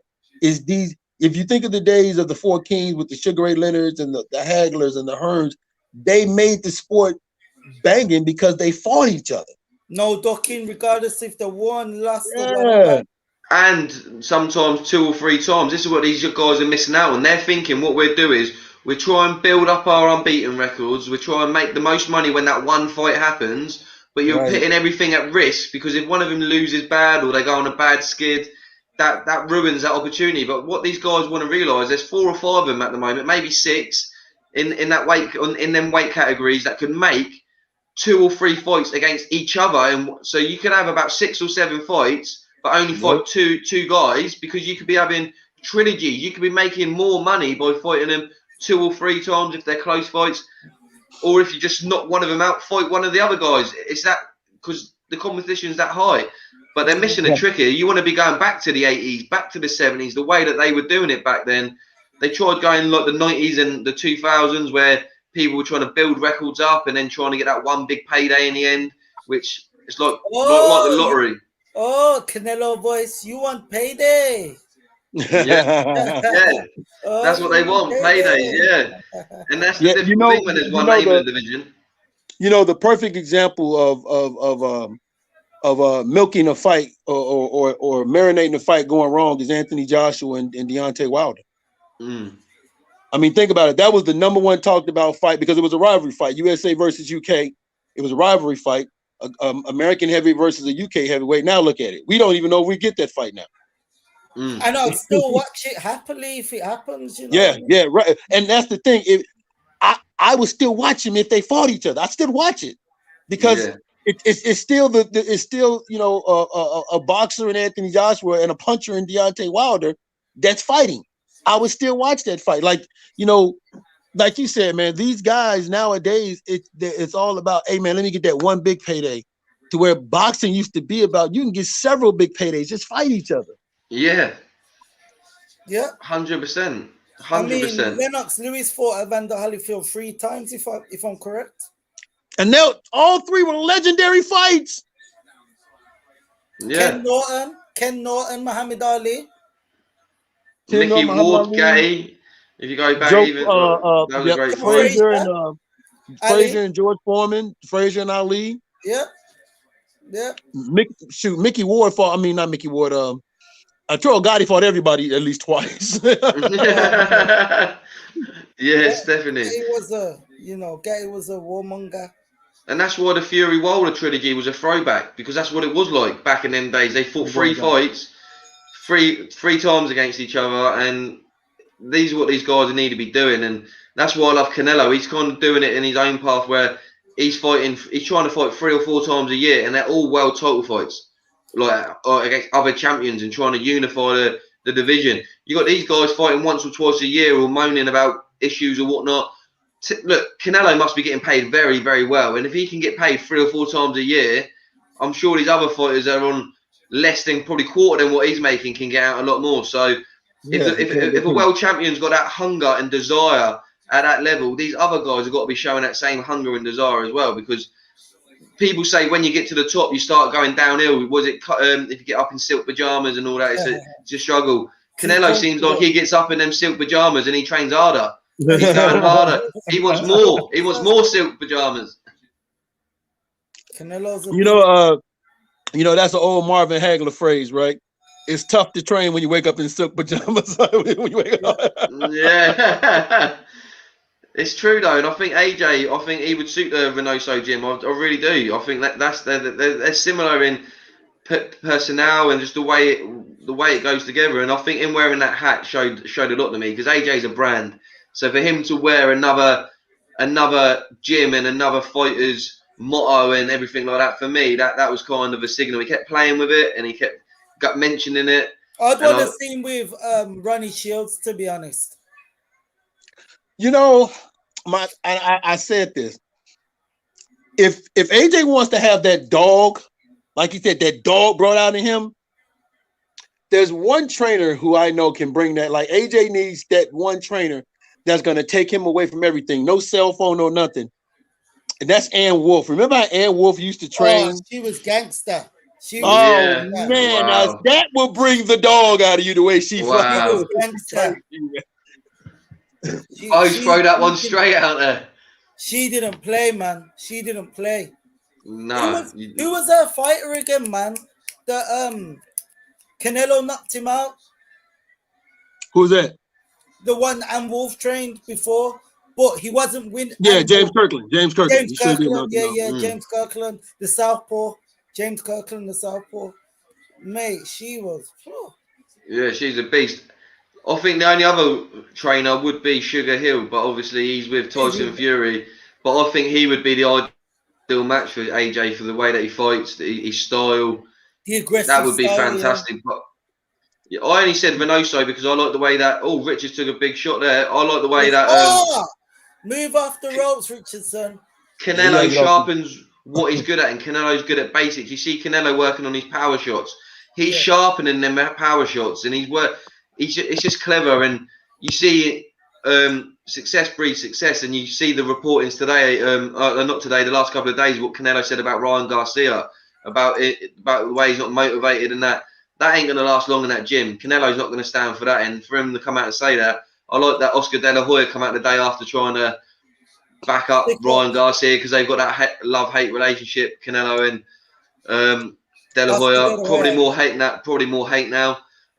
But what do you think about Ryan Garcia over there in the States, Bo? Do you believe what Canelo's saying? I agree with it. I've seen it. He's not fighting enough. He doesn't look like he's got the motivation at the moment, and he's pulling out of fights. I know you get injuries, but what's the talk over your side of the waters and that?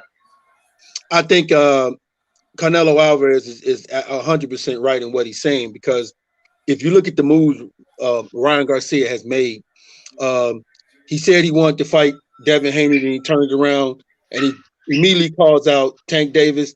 Then he leaves he walks away from Tank Davis fight he literally walks away from Tank Davis for a potential Manny Pacquiao fight, not being insecure. Then he only to come back, have a fight, and then have a fight, and then leaves out on depression, comes back, supposedly he comes back, then he gets injured. Now he can't fight, Jojo Diaz. So Canelo he's looking at some of the recent things that's been happening. He's looking at, mind you, he's a guy who mentors Ryan Garcia. So Ryan Garcia probably needs his mentor to tell him the truth. Like, you're not properly doing what you need to take care of yourself to be ready to go to that next level. And I think that's good that Canelo, like if there's one person, because think about this, when Oscar De La Hoya was talking about Ryan Garcia, Ryan Garcia had everything to say in the world back to Oscar De La Hoya. Yeah. But when it's Canelo Alvarez saying it to him, Ryan Garcia is quiet as a mouse because he knows this is the guy who really, really knows me. You see? And I have ultimate respect for it. So I have to listen to him. Why? Because all of boxing listens to Canelo Alvarez. So I think moving forward, this will definitely help Ryan Garcia. If Canelo, what he's saying is right, I think this will help Ryan Garcia because it'll motivate him to be like, okay, I'm disappointing my mentor. I need to do better. So we'll see what happens. Maybe he's doing it on purpose to make Ryan Garcia say, you know what? I need to get that fire up underneath him. I need to fix up. Do you think, I'm not saying that it plays a big part because you come back and won that fight quite well, but do you think where he's never been knocked down before, Bo, that shot by Luke Campbell may play a little bit of a factor? Because it will affect fighters when you have that invincibility about you. Do you think maybe, not saying it's a big factor, but do you think that might affect his confidence a little bit? No, I think it's more of his personal life, and maybe he's got lady issues, maybe the fame, he's not enjoying the fame. I think he's got kids and he's quite young. I think he's got I'm not too sure, don't quote me. I think he has got... it all stems from home as well. If your home situation isn't correct, that will affect you. Now, I don't think the Luke Campbell knockdown hurt him because the way he responded when he got back up. Okay, he responded like a fighter. So if the Luke Campbell knockdown would have hurt him, you just saw that in the fight. I agree with my man Shotty here, man, who is going to be trained over here in America. He's going to be promoted in America, because we want him to be the best. Well, I'm just saying the greatest UK fighters are coming to the US to get our training. I'm just saying there's no knock on you guys. You guys got good trainers down there, Are you a trainer as well, brother? You a trainer? Yeah. Yep, I train my kids to stay the hell away from me when boxing is on.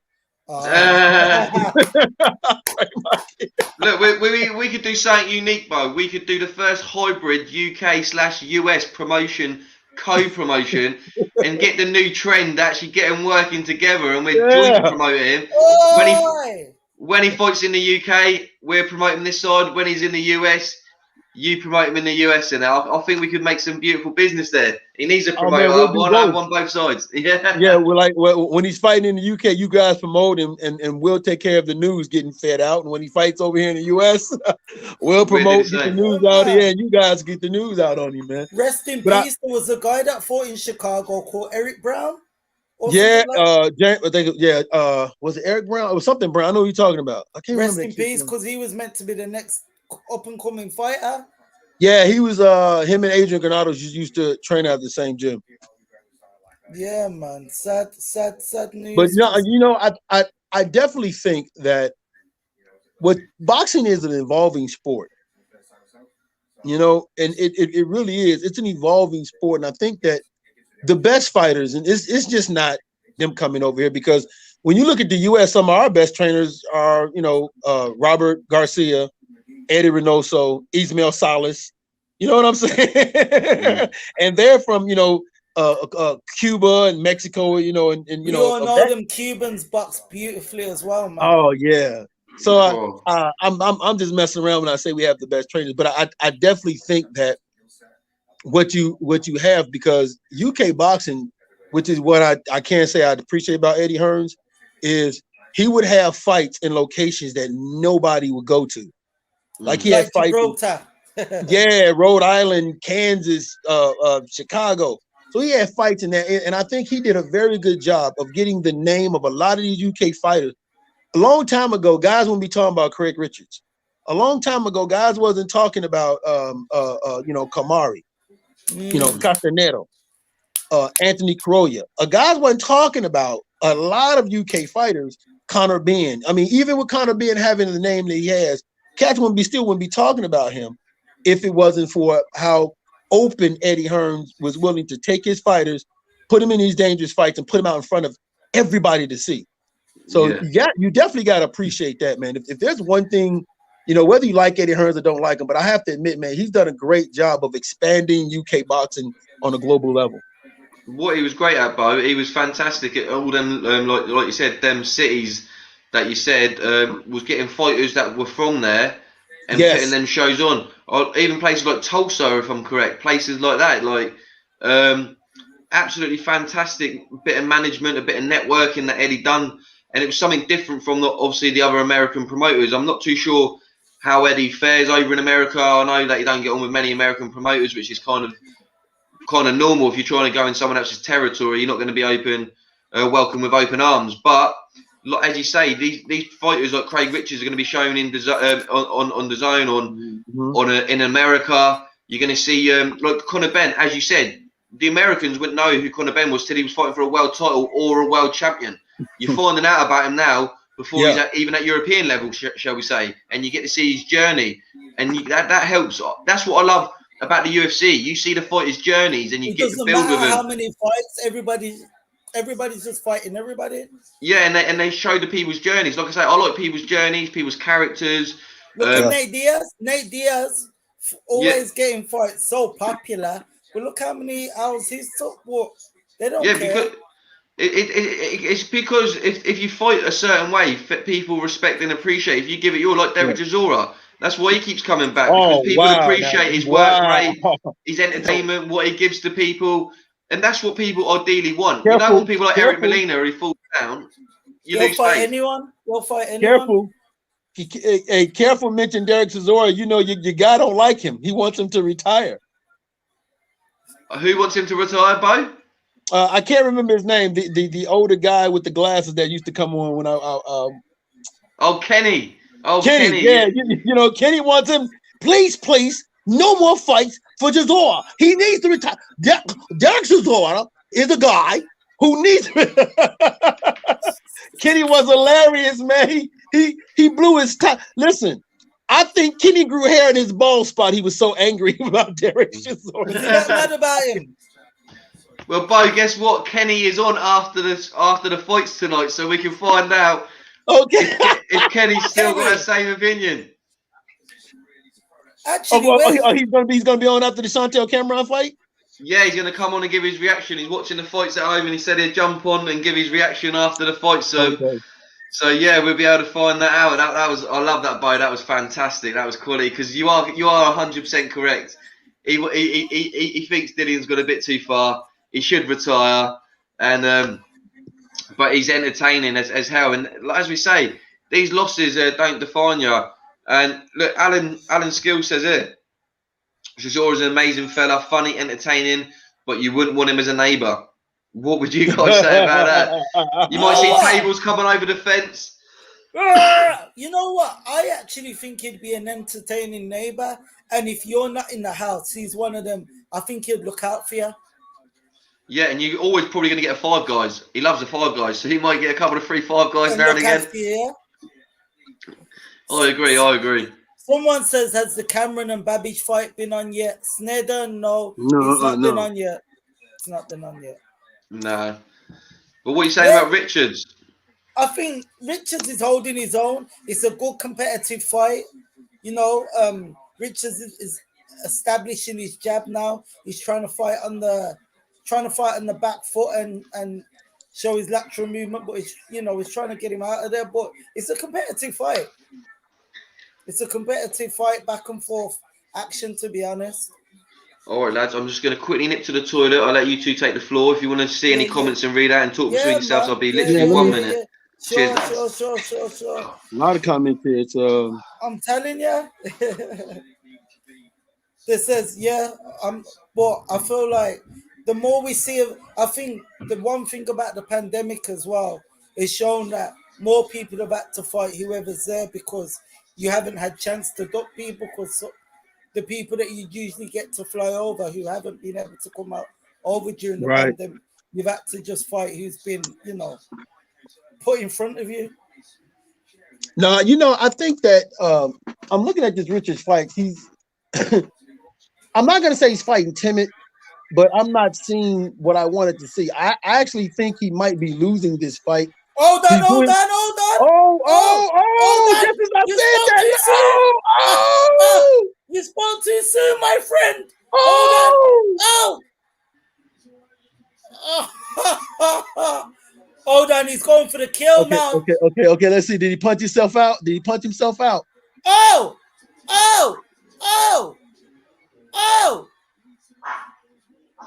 Come out. Don't punch yourself out, young man. He's going for the kill. Smart blood, mate. He smelled. What a chin. Oh, it's over. I sat down. It's over. He's not getting up, Jim. I think that might have been an early. No, that might have been a taking too premature much. stoppage, but I definitely think he was on his way out. But I think the ref could have gave him a little bit more leeway, but he was definitely on his way out. And the funny thing is, you said he's not giving enough, and then he stopped him. Yeah. I was just sitting there saying, because on my scorecard, I had up.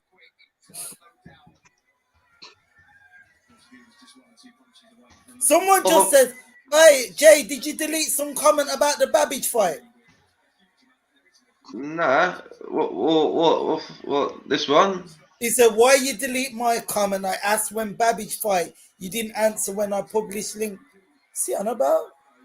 I've just been through the toilet. I don't know what he's. Word 77. You all right, mate? I'll probably jump on when the camera fight comes on, guys. I gotta make a quick run. No, that's all right, bro. Respect, bro. I appreciate that. I'll definitely be on, and I will always support the Pep Talk brand, man. 3 Kings 100%, I bro. appreciate you guys, man. And we support you too as well, bro. We support you. So come on later. Feel free whenever you want. Appreciate that. Thank you. Salute, brother. All right, and if I don't get a chance, tell Kenny, Derek Chisora is gonna keep fighting till he's 100, and Kenny's gonna keep watching him until he's 100. I love that, bro. Love that. All right, fellas. Catch you in a little while. Good. Cheers for that. Thank you. I can't see his comment. See his comment. Jay, a quick one. Where's you'll see the comment in a minute. I don't know what it's on about. When is where's Joe? Oh, it's there. Oh, Joe's at the show. He's at the O2 tonight. Oh, damn. Yeah, he got media credentials, so he's going to be getting us some interviews and stuff like that. So that should be out tomorrow. How come you didn't go with him? Because we only got given one. They're only giving out one media credential at the moment. So Joe's down there, yeah. So he's representing. Yeah, man. Yeah. We got an interview on the channel yesterday from Spencer Fearon at the MTK show. So Joe was down there, yeah. So beautiful. So yeah, we're getting some credentials at the moment. So that's great. I found his comment. It was at 8:26. I haven't deleted it. It's still there. It's on the screen. What you on about, mate? You tripping, mate? Yeah. What you're on about, lad? Yeah, I don't know what he's on about. I don't know what you're on about, mate. Even Snedden says, "Oh, there, his comments there on the stream." So it is there. Obviously, Richard wins. Yeah. Let me know, Sherry, what happened. I missed that last round. I was in the toilet. Richards was basically just trying to eye him up. What was the guy that was just in the video with us? Bo. Bo was saying Richards ain't showing enough. As soon as Bo said that, Richards stuck it on him and took him out. Crazy, right? It's like Richards heard him. It's like Richards heard him bloody speaking. Yeah, it's like Mickey and Rocky Balboa's head. Hey, yo, Adrian! Yeah, Bo heard him. Push the work rate. Richards is spiteful when he's ready, man. Yeah, I literally sat down as the ref stepped in. It looked a bit of an early stoppage, but I don't know what shots he took before that. Did he take some big shots? Yeah, and I think sometimes, you know what I mean? At the end of the day, sometimes you got to save the fighter for another day. Oh yeah, You know what I mean? 100%. It's not, it's not. Is it worth it? You get me? Not You've got a really. question. Is it worth it? Keep taking unnecessary punishment, whereas you can save yourself for a next, for a next day or whatever. You'll always come back. Like Mayweather said, the less punishment you take, the longer you last.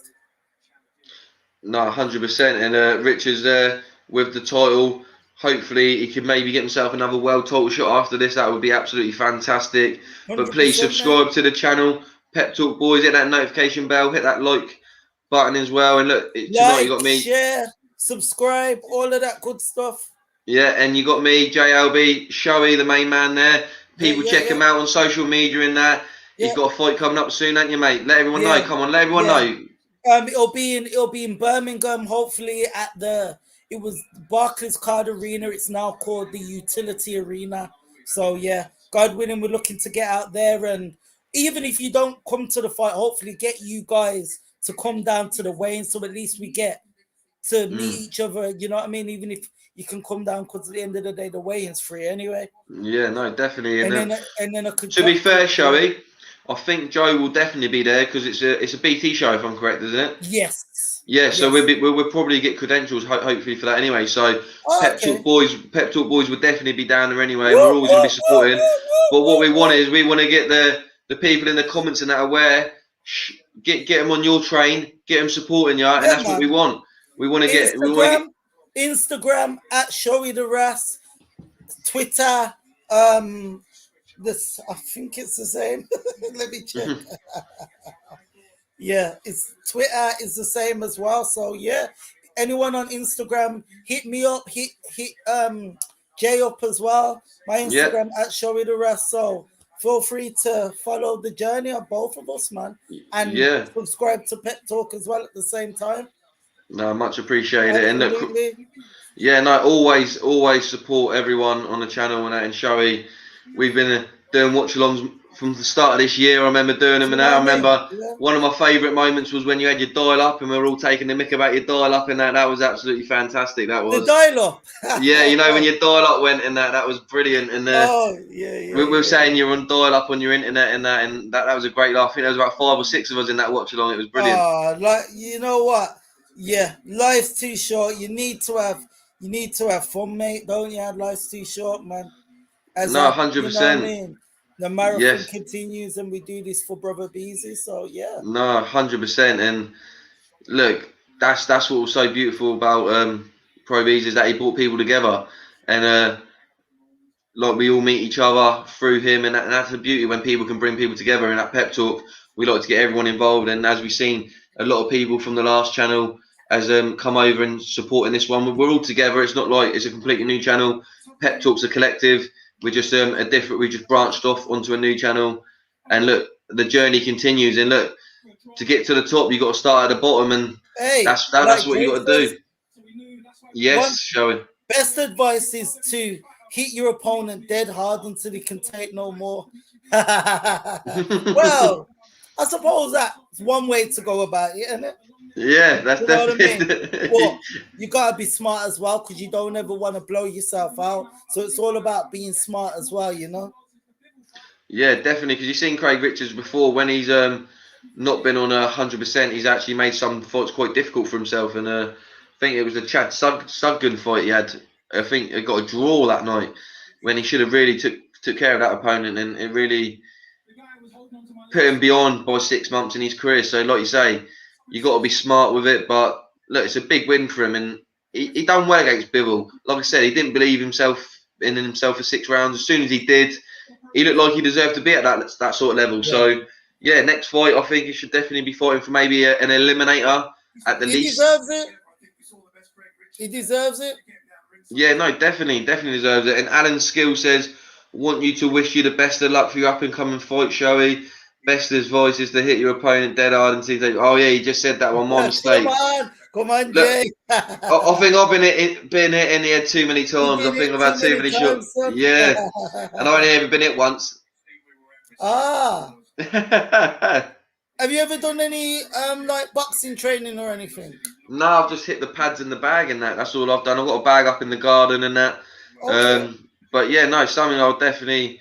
The thing where I live is there's not really. It's a little town, like basically big, just bigger than a village. So there's not Where really. are you? Portsmouth. Portsmouth. Not that far. About 20 minutes out from there, in between Southampton and Portsmouth. So it's just like literally in between them two. So where I am, you got to go to the cities to get to the gyms, if you know what I mean. Where I'm at, there's not really anything like that. So what's At a your close area distance. called? What's your area called? Fareham, so Fareham Way. So Ah. yeah, so there are a couple of little gyms, but nothing major. Where you got loads of gyms to go down to. But yeah, look, I Are love you going on the bag.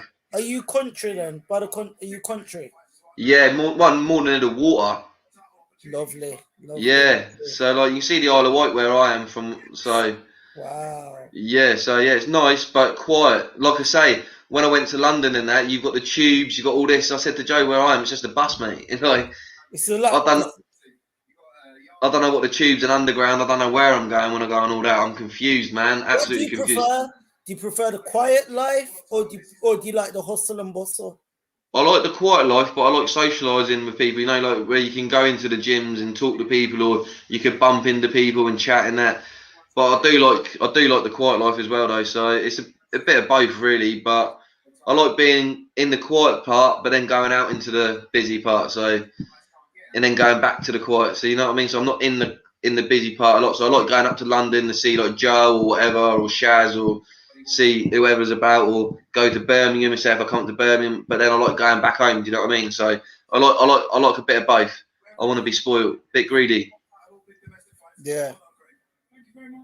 But I couldn't live in the city. Too hectic. Even driving through London, it's crazy, man. Like it's too cities. Sorry, I'm just bigging him No. up because he's very game, any Richards. He's game. He is game. But Alan Skill comes in. Don't sell yourself short, Jay. I hear you've had 9 fights ending by way of knockout and you've won 1. Wow, I've won 1.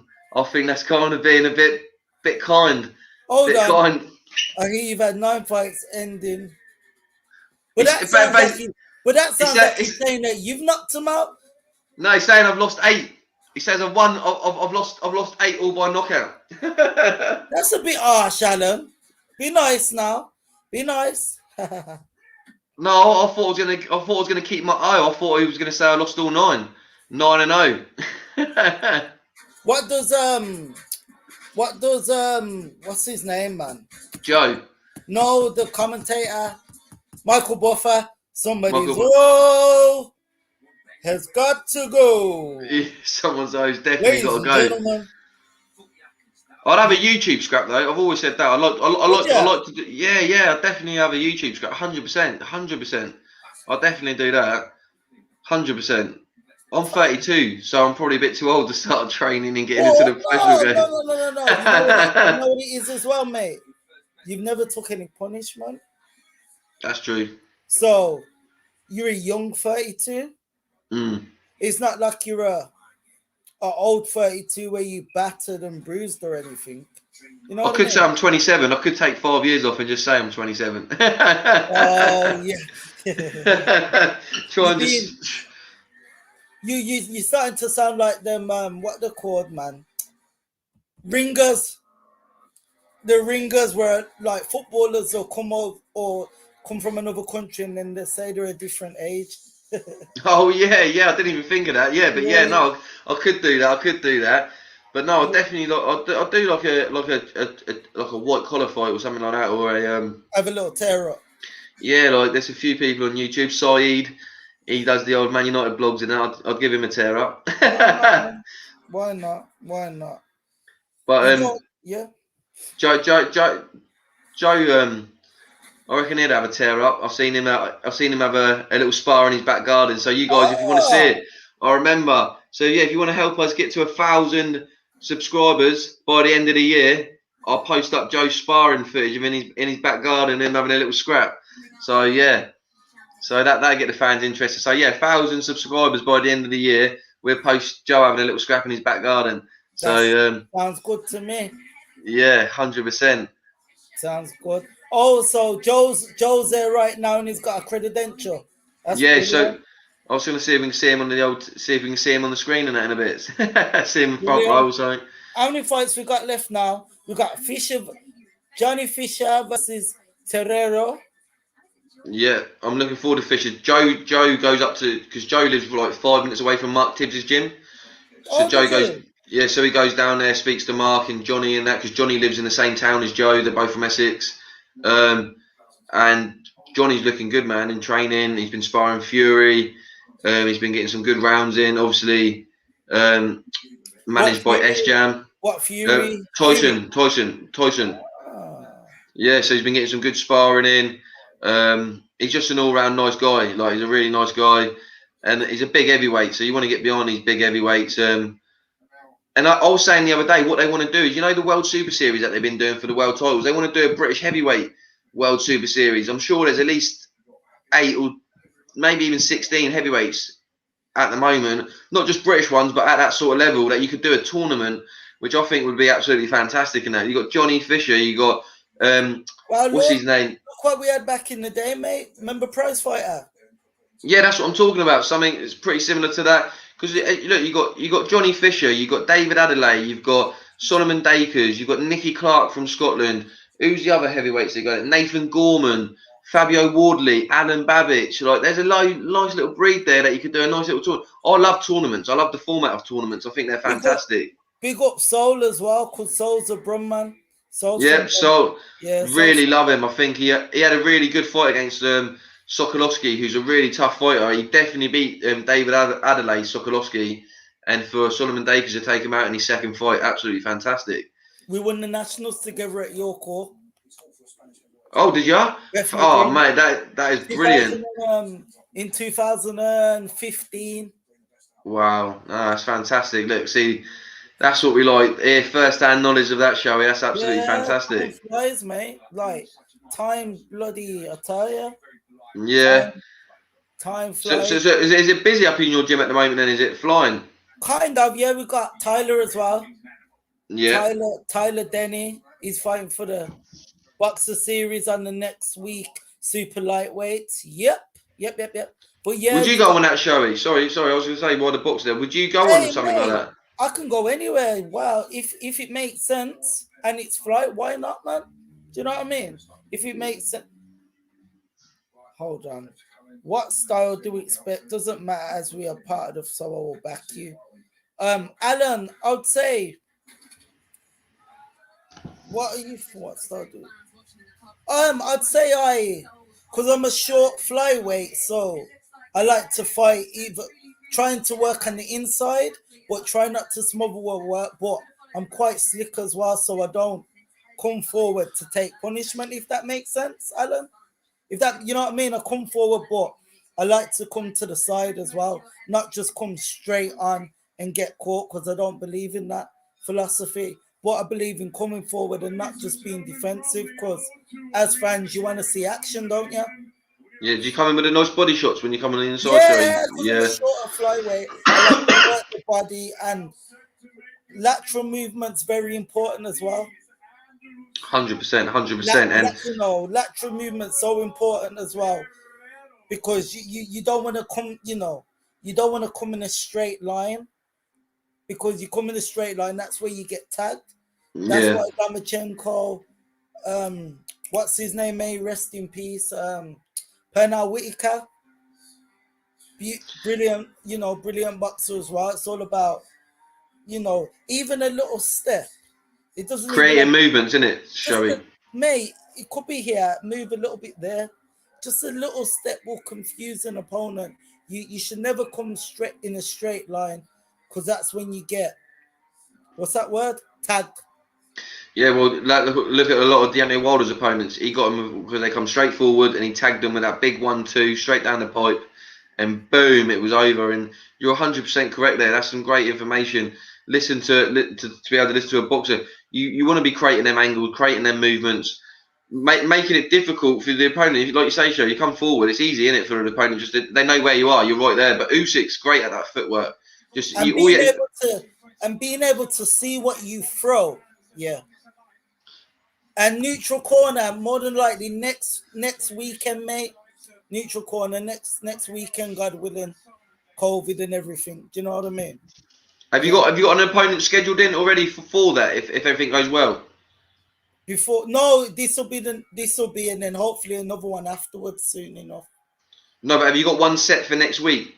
God willing that there's no COVID in that. Yeah. I forgot his name though. No, that's cool. We don't worry about him. We're here for you, shall we? But yeah, God willing.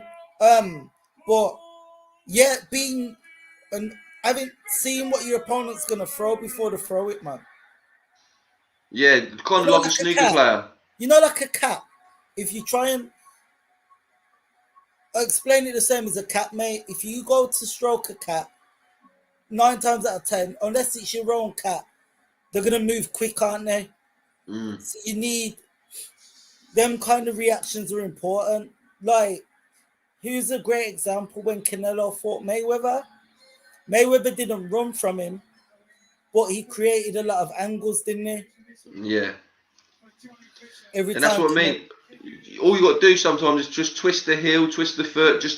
You don't have to do like full step backs, like you say. It's just literally even a shoulder roll as well, Showy.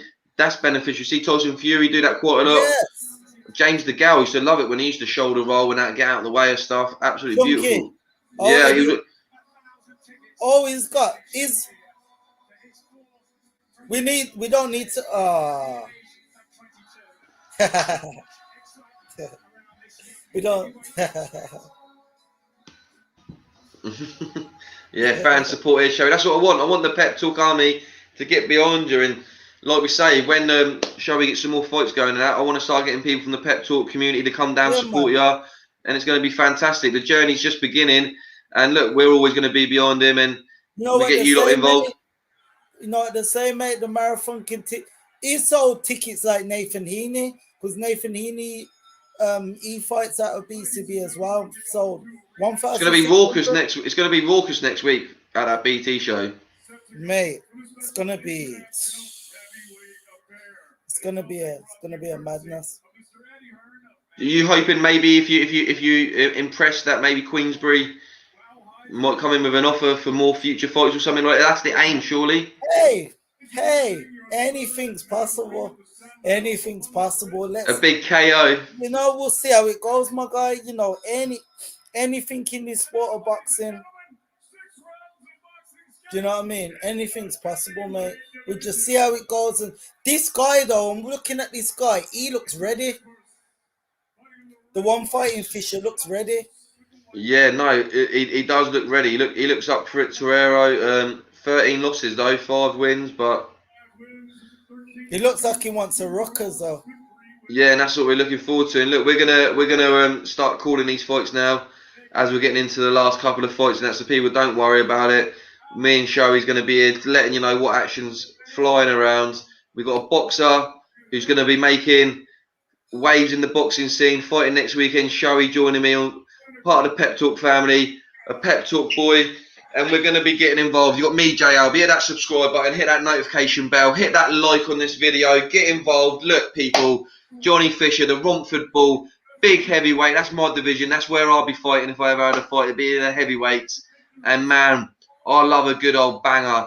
And this guy can bang, Showy, 100%. Yes. Let's go. Yeah, that's what we're doing. Yes, okay. He's got a big crowd. Oh, yeah, 1,500, like you say, like Nathan Heaney. He sells big tickets. And, you know, if you sell big tickets, then you're going to get a lot of opportunities. And I think that Eddie Hearn will be giving him a lot of opportunities for selling tickets like this. And Johnny Fisher needs a big, big KO here. And Michelle Clark's got involved in the chat saying, come on, Johnny Fisher. Big up yourself, Michelle, getting involved in the chat. We appreciate that. Get your predictions in. Yeah, let's go. Predictions. Like, share, subscribe, all of that good stuff. What round you going for, Showy? I'm going round one. I'm gonna watch the first round, and I'll be able to assess it a little bit better. It'll be over by then. Do you think so? Maybe. Okay.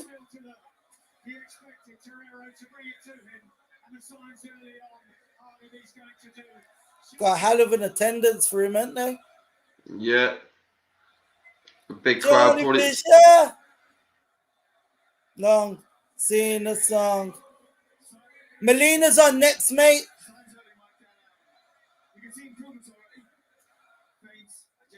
As Kenny would say, what round do you want me to go down in, Eddie? Because Kenny feels like Melina now chooses what round he wants to go down in. He gives up quite easy. Okay. He says he's got into that type of fighter. But this guy's throwing some bombs back at Johnny Fisher.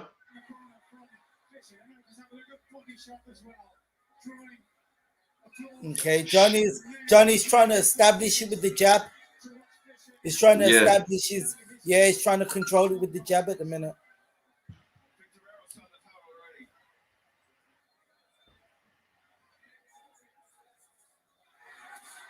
Okay. Fisher versus what's his name? Terrero.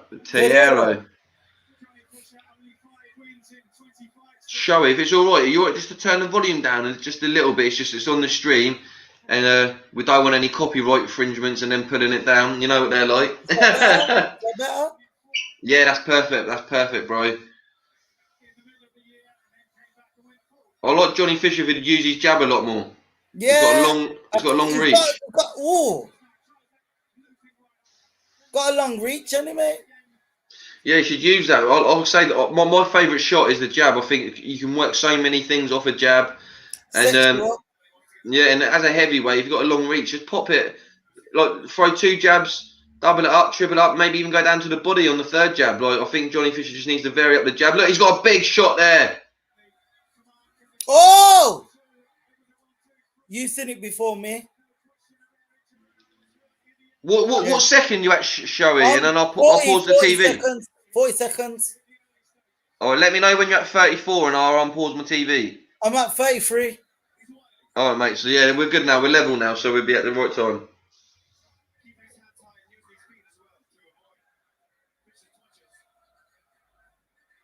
Okay, Johnny's trying to line him up.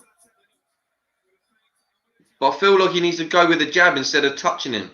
Because the touching ain't doing anything. And then he's coming in with big right hands where the guy can see them shots. If he goes for a double jab, like one to the head, one to the body, then comes in with a right hand because he's gone to the body just before, it's going to open the head up. Or maybe just, big right hand there. But yeah, look, he's not working the jab. You see, he's feinting, and then he throws a big looping hand. Where if he, instead of feinting so much, throw a jab or a double jab or even a triple jab. And then, like I say, there's going to be openings, whether it's to the body or with a hook over the top. But just feinting, and then winging a shot in. You're letting that Terrero, he knows you're right in front of him. Like you said, he's coming in straight lines.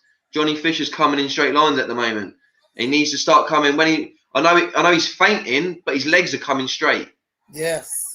So it looks like he's moving. So people might think, what you on about? He's moving left to right. No, his head and shoulders are, but his feet ain't. He's coming forward. So look there, he's coming forward. But even when he lands big shots, so he's vulnerable.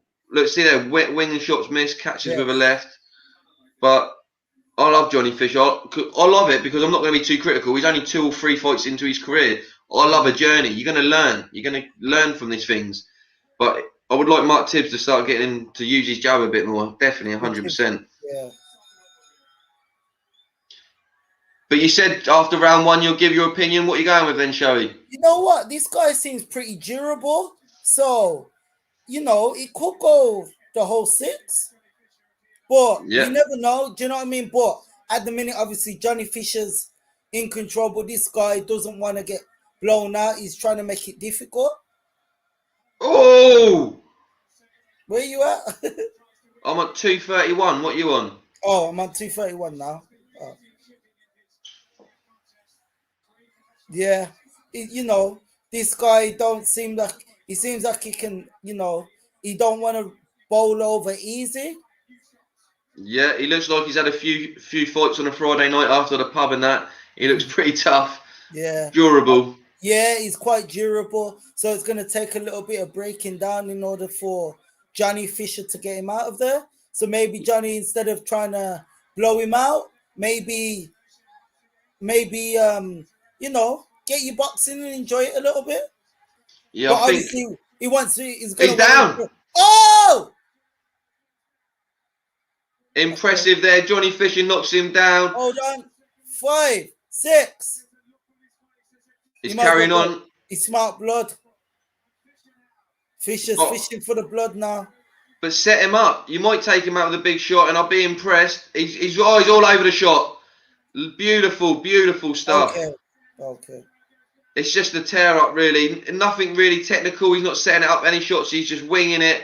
He smelt blood, and he's That's gone the for it. second time. And this guy still wants more. I would Fisher's hold if hunting I was now. him. If Get I him was him, out. I'd hold. I think. Oh, ruthless by Johnny Fisher. It's over.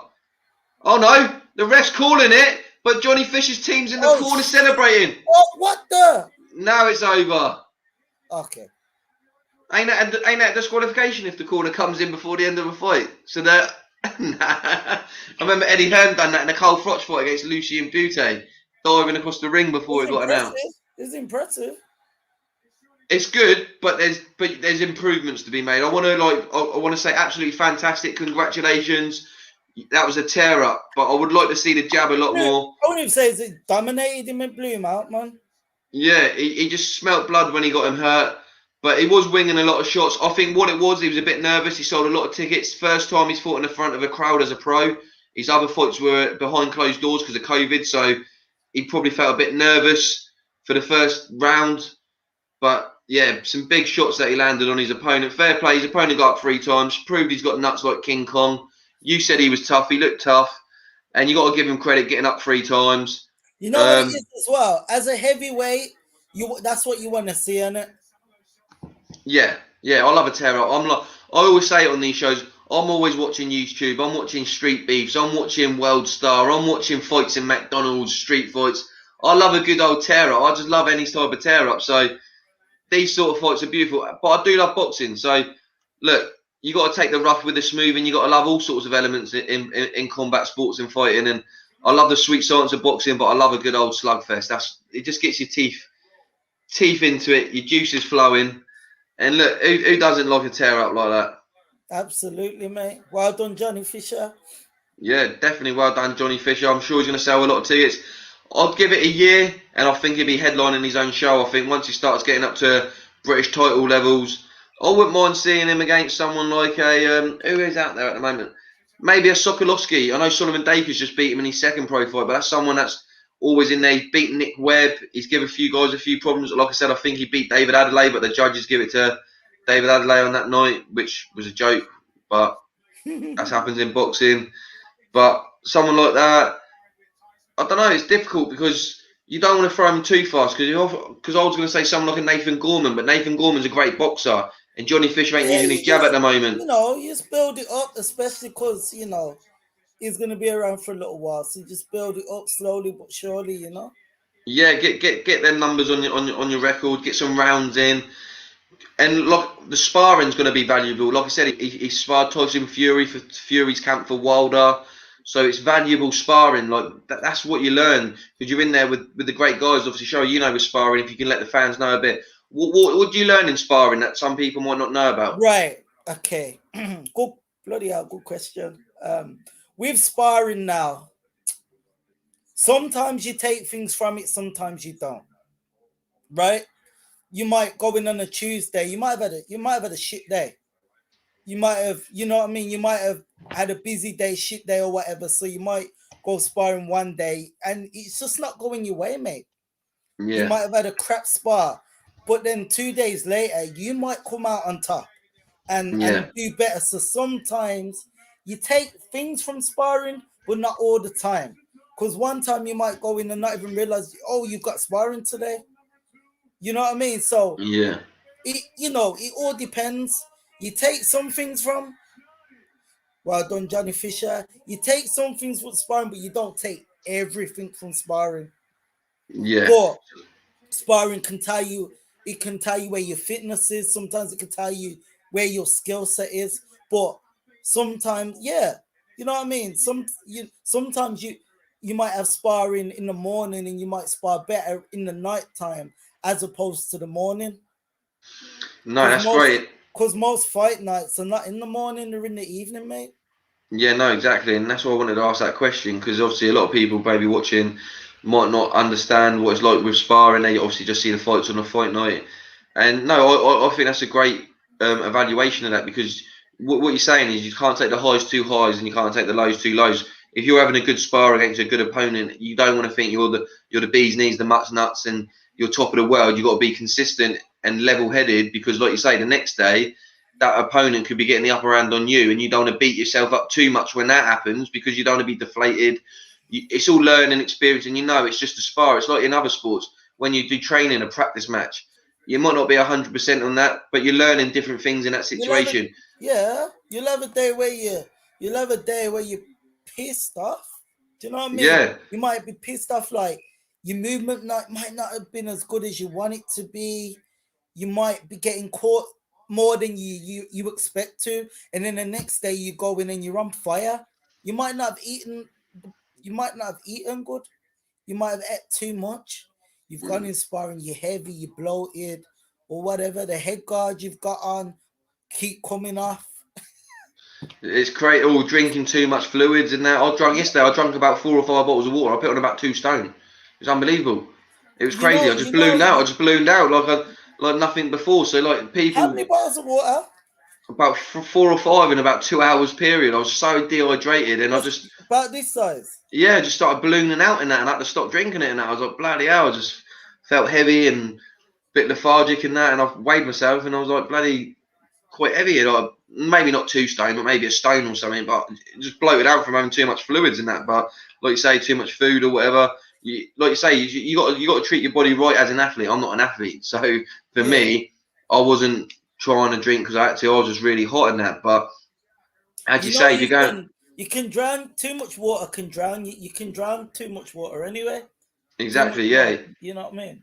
Yeah, because you have too much. Because our body's about 60 or 70% full of water anyway, aren't they? So you could, as you say, you could drown yourself by drinking too much fluid. But like you say, going into them spars, it's just like you say, it could be personal problems. Could be you're a bit heavier that day. You could have drunk too much fluids, or you could have not drunk enough fluids.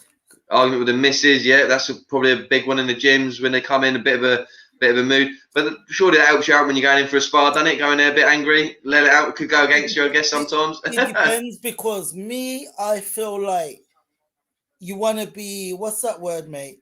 You want to be happy, not too happy, but you don't want to go, because if you lose your head and you're not focused, that's when you get tagged. Because you're trying to go in there, to take out your opponent as opposed to sticking to a game plan. And if you catch him, instead of trying to rush your work. And then we've got your boy Jay. How did you get out the zone and Tecate shirt? Tried to find something like that, had no luck. Just type in Canelo. It's Canelo. So I just typed in Canelo Alvarez or whatever. Actually, did you buy it online? No, I actually won this online. There was a competition, and I actually won it online. So this one, I do apologise. You may be able to find it online. Have a look. But I won it in a competition a couple of months ago. So yeah, that's how I got it. But yeah, no, it's a unique one because the zone got Hennessy and that on it as well. Yeah, nice shirt, and obviously I'm a big Canelo fan as well. So yeah, but I'm sure you can find it. Just type in Canelo shirts on Google and then go to shopping, and then obviously it'll come up with loads of places where it has Canelo t-shirts. So I'm sure you'll find it somewhere. Yeah, I've got quite a few. I love wearing my boxing t-shirts. Obviously I've got my Kronk one, got my other Canelo t-shirt, got Tyson Fury one that I wore on the Watchalong the other week. Obviously Anthony Joshua. I want one. Showy, when you get some t-shirts, I want you to send me a couple when you start having some merch and that. Definitely want to be repping that. So my guy. Definitely. Where's our boy Shaz? Shaz, he doesn't really come on watch-alongs. He does interviews now and again. Obviously, he's a big backer of the channel, part of the Pep Talk Boys and that. But I think at the moment he just wants to take a bit of a step back from boxing. Obviously, everything that's happened and that, obviously, been quite tough for him. So, but was you at that? Was you at Pro's thing yesterday? Yes, I was. Yes, yeah. It was a beautiful service. So I didn't want to say too much about it because I don't know how much the family want. But yeah, it was a beautiful service. He has a beautiful family. Okay. Absolutely a credit to his family. Obviously, he was such a great guy. You can see why he was such a great guy, because he was such a great family. They're an absolutely beautiful family, absolutely fantastic, and it was a great. It was a celebration of life. So the celebrating it. So it was absolutely beautiful. Got to meet his mum and his dad. So yeah, absolutely fantastic. Great family. He had great fans. It was good. Kenny was there. Benji was there. Obviously, Joe was there. Pascal, the original Pet Talk boy, was there. So it was great to catch up with people and that. So yeah, it was beautiful to see that. But yeah, no. Shaz is a great member of the channel. So like I said, Dan, if anyone ever wants to get involved with the guys, all our socials at the bottom there. So, but yeah, Pet Talk boys, subscribe. You know what it is. You know what time it is. It's fight time. Johnny Fisher's just got the big KO. Eddie Hearn looks very animated. I can't hear what he says. You see Johnny Fisher's dad there as well.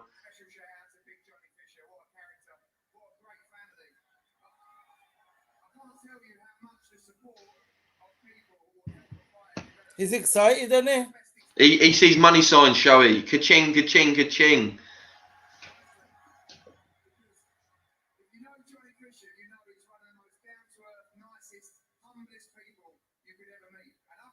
That's true, because Joe goes to speak to Johnny. Johnny lives where Joe lives. Joe gets down the gym around Mark Tibbs' gym, and he says Johnny's a great guy, absolute great guy. And Johnny, we want you on the show soon. So yeah, if Joe can get another interview down the gym with you or on a live, we want you on there, mate, and get involved. And look, Mark Tibbs is there. What a trainer, great trainer Mark Tibbs is as well. So you're going the right way. He steered Dillian White well as a heavyweight.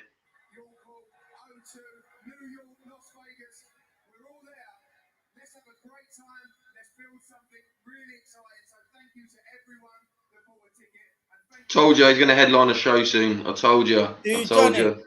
Yeah, he's just said then. He's even talking about taking him to America, and he says the support he's got, he can see it building, and it's going to go somewhere. So, yeah, no, I feel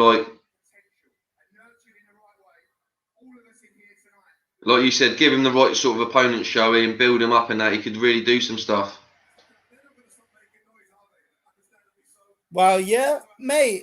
Honestly.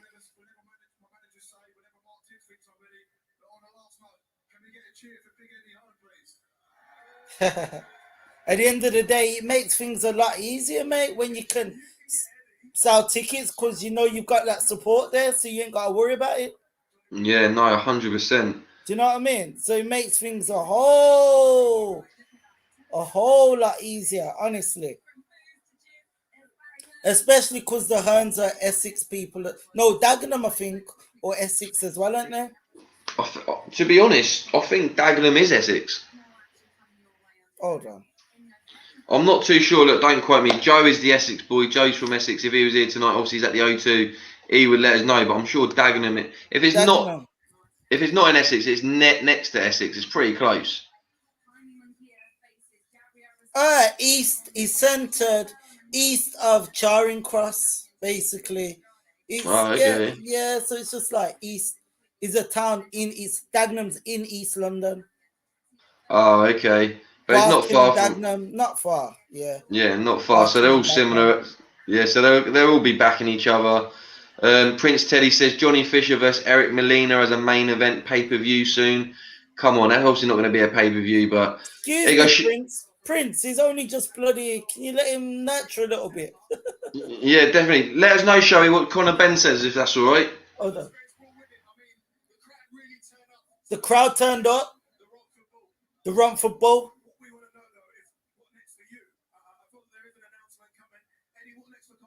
Oh, there's an announcement. Back in Liverpool.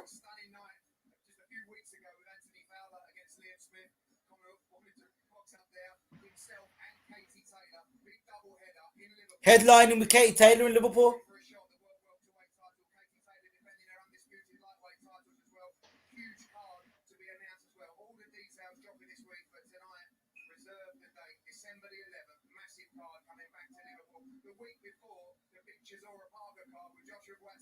December the 11th.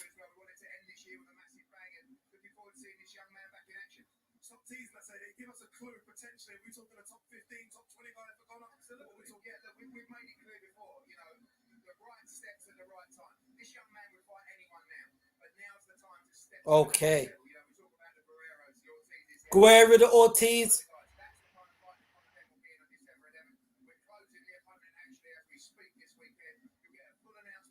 Full announcement next week.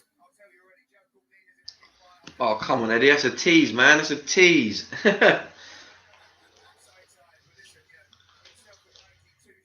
So him and Katie Taylor will be headlining. I like that because I really rate Katie Taylor. I think she's fantastic.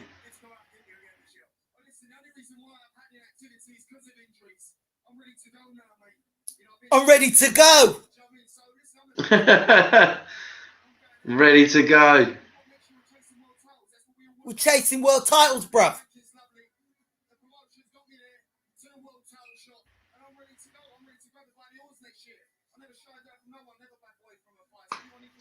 I'm in the gym. I'm crushing it. Just us. I'm Us, crushing Tony. it in the gym.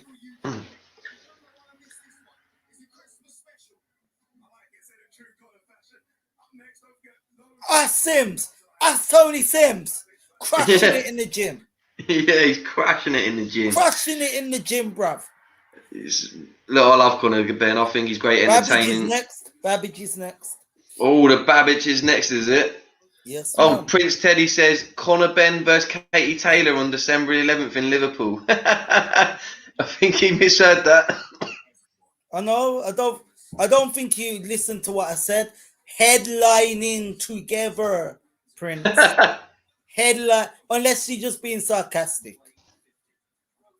Yeah, I think he's being sarcastic. I think he's trying to put a few legs there. Yeah. Prince Teddy with a bit of banter tonight. Thinks it's so, so then, show. Let us know what's your predictions for this next one then. Well, hold on.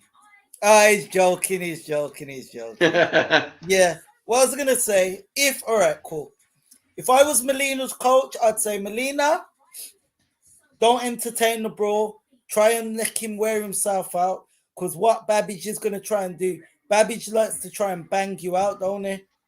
He likes to try and blow you out. Smother you, blow you out. Yeah, batter you and bully you. But Melina's the heavier guy. But Babbage is always fighting guys who are heavier than him anyway. So if I was Melina, I'd try and wear him out and make him get to the other rounds and then catch him. But the thing is, how would he deal? How would he hold up when Babbage throws his punches? Yeah, no, I definitely agree. Yeah, because like Melina, he gives it for the first round or two, but I just feel like as he's got later in his career, as soon as he takes a big shot, I feel like there's fighters that give up, and then there's fighters that really give up. So like when I mean give up, I mean when that happens in a fight and you give up, you know you can do that, and for some reason you kind of find that as an acceptability. You get to that stage. Look at someone like Tyson Fury. He's never got to that stage because he's continued to keep going. When Melina's give up, I can't remember what fight it was, but about 5 or 6 fights ago. Since then, you've seen it in every fight since. He's done the same thing when a fight ends. He goes down, he doesn't want to get back up, or he doesn't look interested. So I don't know whether he's got to a point where he knows that this is as far as I can go. I'm just going to try and take the paydays. Because he fought Fabio Wardley in fight camp, and he's in Babbage's camp, similar sort of opponent. Melina used to be fighting for world titles. Now he's fighting guys 8-0, 7-0. And he's just going down. He's just, yeah. A journeyman. I think, you know what? I think he's going to be hungry, though, you know. The reason why, I think, because Babbage has been talking a lot, I feel like it might motivate Melina in order to, what's that word? It might motivate Melina to try harder. Yeah. But it depends how he holds up. Yeah, 100%. Melina's going to be a lot bigger. Obviously, Babbage I don't know. Does he struggle to make heavyweight? It's hard. It's funny to say that, and it struggles to make, because he should be a bridgerweight, maybe a cruiserweight. But he gives it all he's got. I love his personality this week. He was absolutely fantastic. There's definitely two sides of him. I remember our man Pro Bees. He met Alan Babbage a few months ago and he went for dinner and he FaceTimed Joe. And Babbage was saying, I think he was saying, I'll eat your father, to Joe on the phone. He was saying some crazy stuff, saying, are you part of the Savage Army? I'll eat your father, stuff like that. And he's a character. He was only joking, but that's the sort of character that you get with Alan Babbage. You don't know whether he's, but he's crazy. You don't know what he's going to say 1 minute or the next. And I remember Joe ringing me. I remember Joe ringing me and telling me about when it happened. And now I thought, wow, this guy's he's literally crazy. But I like that because he give it. You want someone who's going to give it all they got, don't you? You want them to go in there and give it 100%. That's all you really want. Win, lose, or draw. That's why I love boxing, because I really, like I say, I've watched boxing since I was like 6, 7 with my dad, so like 25 years or so. And over the years, you just learn the respect of what certain fighters, what they put into camp, what they do. Who's your favourite fighter, mate? My favourite fighter, well, right now or from all time? Both. All right, so right now my favourite fighter is Josh Taylor and Canelo. They're my 2 favourite fighters at the moment. All time, Joe Calzaghe is my favourite fighter of all time. Calzaghe. I just believe his journey for me is something that is very rare. He was with his dad, who was his trainer, and they went through his whole career together. They never split. They stayed together. So I love that loyalty. I love that story. I love that his dad didn't coach anyone else. His dad, well, he did coach other people in his career, but I think Joe was his first person that he coached. So it was like his dad coached him, and then obviously I think he coached him, Enzo Macronelli, and that after that. But I just love the beauty that he got into it because of his son. And then obviously going unbeaten in your career, which is unbelievable. I remember when he beat Chris Eubanks Senior. I know he's near the end of his career then, but for a young lion like that to beat him, that was fantastic. And then I remember his fights against Jeff Lacey. At the time, Jeff Lacey no one wanted to fight him. He was beating everyone, knocking everyone out. This scary American. Joe Calzaghe schooled him. I think he threw over 1,000 punches that night. Jeff took Lacey. Yeah, and Joe Calzaghe just schooled him. He threw so many punches that fight. Then he had that fight. He had fights with Kessler. That was a great fight. Kessler. Yeah, that was a beast of a fight. I think that was his last fight, if I'm not mistaken. Who else did Joe Calzaghe fought? He fought loads of people.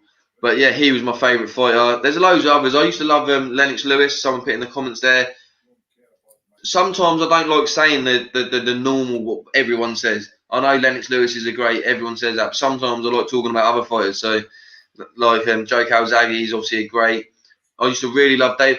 For me, it's not always about the perfect records. I know Joe Calzaghe, but I just like stories like David Hay. I remember following him from British level, and then he lost to Cole Thompson, and everyone said, look, he's done. This guy's done, and he come back. I remember when he beat Jean Pascal. Was that the guy that he beat for the titles? I can't remember. Jean Pascal fought Bernard Hopkins. Did he not? Who was the guy that David Hay fought at cruiserweight? David Hay. Yeah, David Hay. Who did David Hay fight at cruiserweight? What, for the world title? Yeah, cruiserweight. Was he some French Canadian guy? Hold on, let me have a butcher's.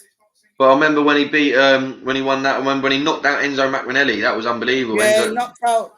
Hold on, I'm just looking at Babbage. 6'1", 214 pounds. That is so light for a heavyweight. It's really light. Even Mike Tyson was heavier than that at 220. Yeah, no, 100%. And you got people in the comments, Alan Skills saying I'm in my early 30s. My favourite fighter is Sugar Ray Robinson, the total fighter. But I was a fanboy as Nigel Benn. No, look, Nigel Benn was one of my favourites as well. Unbelievable fighter. Nigel Benn, yeah. He was a beast. Here we go here. Yeah. No, sorry, all time's got to be Ty and Booth. Mate, Ty and Booth, look. Ty and Booth, he may have a few losses on his record, but the guy had a good skill. I like the way that he fought. If you watch his fight against Chris Eubank, he was probably winning 8 or 9 of them rounds until he got stopped late on. And I always say this. People, this is my mentality, Showy, but even people who lose or bad fighters have good qualities. Like, they're not just bad fighters. Are for DJs, man. Records are for DJs. Exactly. So someone might lose, but they might have a good jab or a good hook or something. Every fighter's got a good aspect about him, but some fighters just have an all-round package, so they can go further than other people. So don't always just look at a winning fighter. Look at sometimes a losing fighter. They still do things correct in a fight. Sorry to quote you, mate. He beat John Mark Mormek for that's it. For the WBC World Cruiserweight title. Yeah, he was a French Canadian as well. I've got him mixed up with Pascal. Then he defended it against Enzo Macronelli. with a brutal stoppage. I remember that on Satanta Sports. That was absolutely fantastic. And And then he fought Nikai Valuev for the world heavyweight. For the then he fought John WBA. Ruiz after that, didn't he? John Ruiz after. Yeah, for the world, for the WBA. He defended it a WBA. few times. Mate, David Hayes is a class fighter. And if you look at his record, I think he had 28 wins with 26 stoppages. You know what I mean? Like, so when he did win, he got you out of there. He was clinical. What I loved about him was he was one of the best. When he got someone hurt, he knew when to get him out. He just stepped on it and threw them combinations, and that killer instinct was absolutely second to none. But go back, Prince Nassim. I really loved Prince Nassim Hamid because my dad really loved him in the 90s. I remember getting up late watching them fights. They were great fights. Ali wasn't undefeated. Jake Paul. Ali wasn't undefeated, but he had the prime of his boxing life taken away from him, and he was a master in the ring. Just look how Mike Tyson talks about him. Very true. No, very true. Very true. And look, like I said, what he stood for as a man as well, more so. Yeah, what he stood for, his rights, everything like that. He was an enigma. What was also great about him, look, he come back. He showed you that you could be the greatest, and the greatest you got to get knocked down to come back, and that's prime example for it. And there's nothing better, like I said about AJ. You can come back and be a three-time world champion. Muhammad Ali was a three-time world champion. What's better Naz than was a G. Someone just said Naz was a G. Naz was a G. Naz was a G. If you haven't seen his fight against Kevin Kelly, I think that was in America. Like a mule as well. Hit like a mule. And what was he, a featherweight, wasn't he, Shoei? Yeah, man, featherweight. Yeah, and he hit like a heavyweight. And it 5'3", 5'3", dynamite in his hands. And he goes against everything I stand for. I love a jab. That guy didn't really throw a jab. He just threw hooks and knocked the guy clean out. Knock out, man. Single shots, wasn't it, Shoei? Just coming in with a big hook. Yeah. You would never put it this way. You would never, if you had a child, you'd never teach your son to box like Naz, because there's only certain things some people can do and get away with it. Yeah. And Prince Nassim was one of them. But I would never tell my son to fight like that, throw it up like that, awkward. And there's only certain people. And Naz was a special fighter that could get away with doing that. Oh, 100%. Like you say. Know what I mean? There's certain things that some people are just, what's that word? Some things you just physically can't teach. Yeah, no, 100%. And also, Shoei, with that, he kind of defied the logic of boxing in the sense of he had no defense, and the art of boxing is to be but the art of boxing is the hit and not be hit. So people say, have your hands up. He had his hands down, but still didn't get hit. It was crazy. Reflexes, didn't he?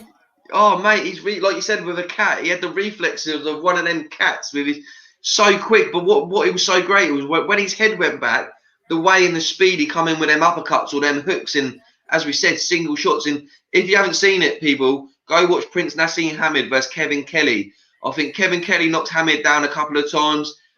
Bad fight in New York, Madison Square Garden.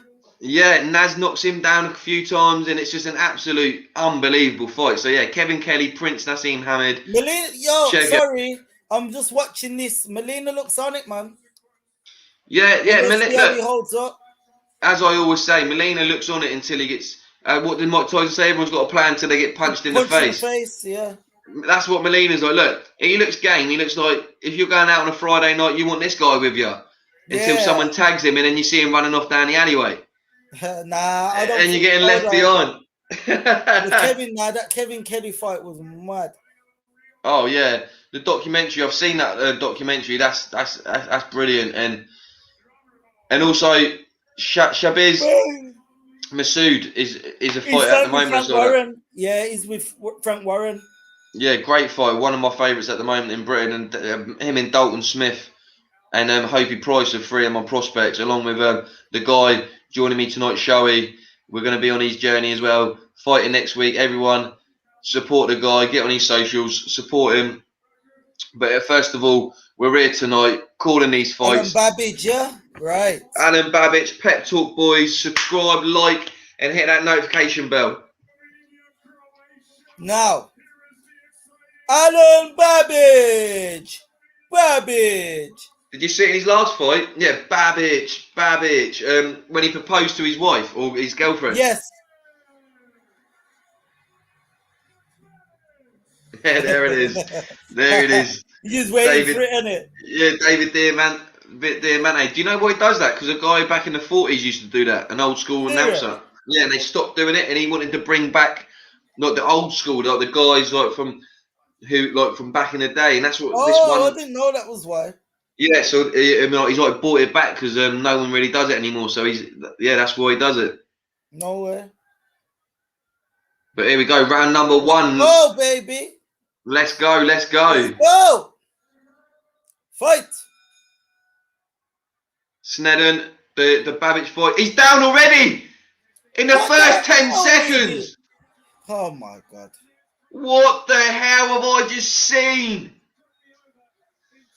Oh my God.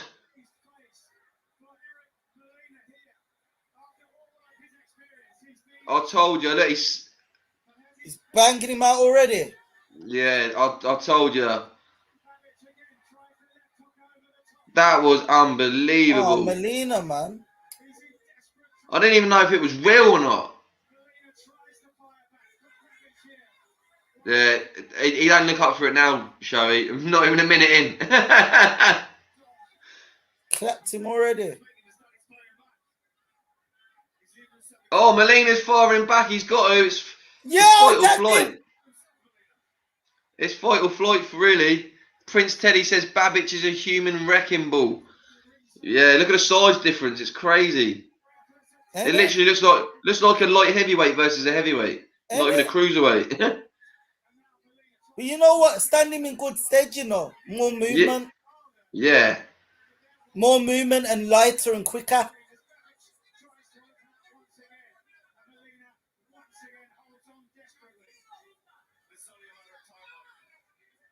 Molina's backing up. He's on the ropes.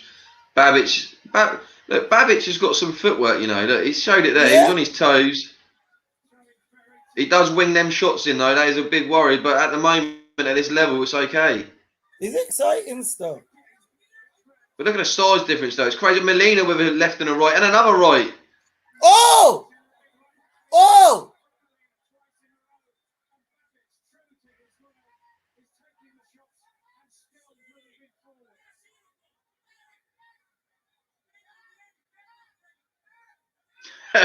There's literally no skill involved in this at all. It's literally a tear up. Yeah, it's just a tear up. It's literally like as I say, like a street fight. They're literally just throwing. Tear off your head.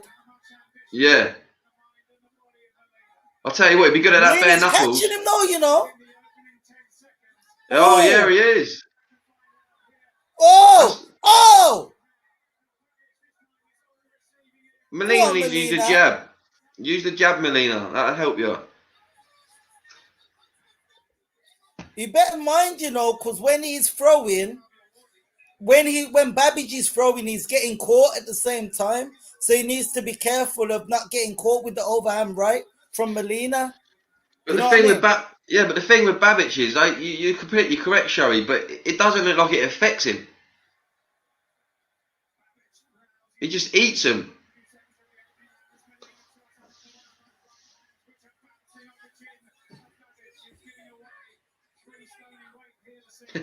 Prince Teddy, I think Molina was going to take a dive there. Look, I'll give him some credit. He got up from a knockdown in the first 8 seconds. A heavy knockdown. He come back, but for me, I feel he looks vulnerable. Like, he's staying on the ropes. He's throwing some good shots back. Let's give him some credit. He's tagged Babbage a few times. He's come back with some big shots. But I feel like he's just throwing on instinct. He's just throwing because he's got someone in front of him winging shots at him. And as we've seen here on the replay, look, first 8 seconds, a right hand right on the chin, bang on the button. And Molina, he threw a big shot himself, but just got tagged straight on his knees. Big shot by Babbage, the Savage. Another Savage that I love is Sam Egerton. What a war guy that is. He goes in for war, Sam Egerton. Every Sam Egerton fight's a war. Yeah, absolute war. He's 27, 28, I think. He's got to be about an age of A 45-year-old boxer. The wars he's had. Oh, hold on. Babbage back now. Round 2, people. Round 2.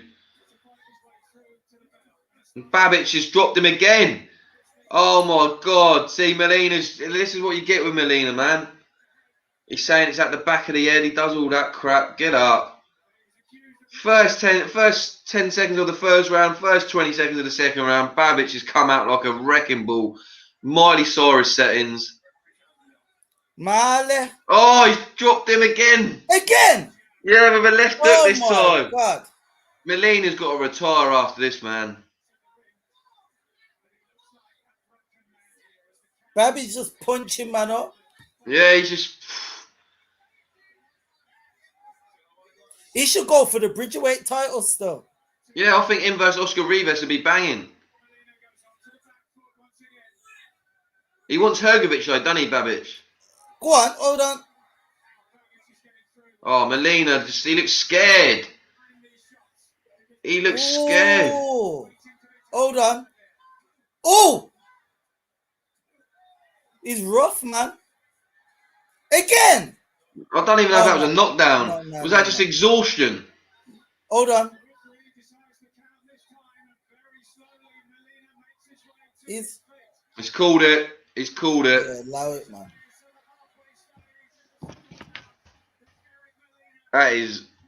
That was ridiculous.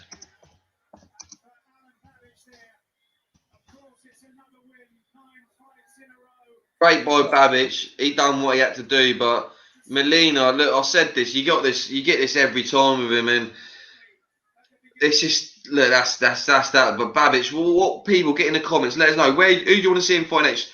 Me and Shelby saying Bridgerweight. Yeah, I'd like to see him go at the Bridgerweight, get a strap there, and then come back up. Yeah, because you were world champion then. You've only had one Bridgerweight champion. That was Oscar Rivas. Yeah. Fight Oscar Rivas for the WBC Bridgerweight title, and then you say you're a world champion and come back up to heavyweight. Like, there's nothing wrong with that because obviously he's that sort of weight now. I bet he's got to put weight on in fight week. Normally fighters got to take weight off. I mean, how much is he from the Bridgerweight now? What's the Bridgerweight limit? I'm not too sure. If anyone in the comments there, about I think 200 something, can it?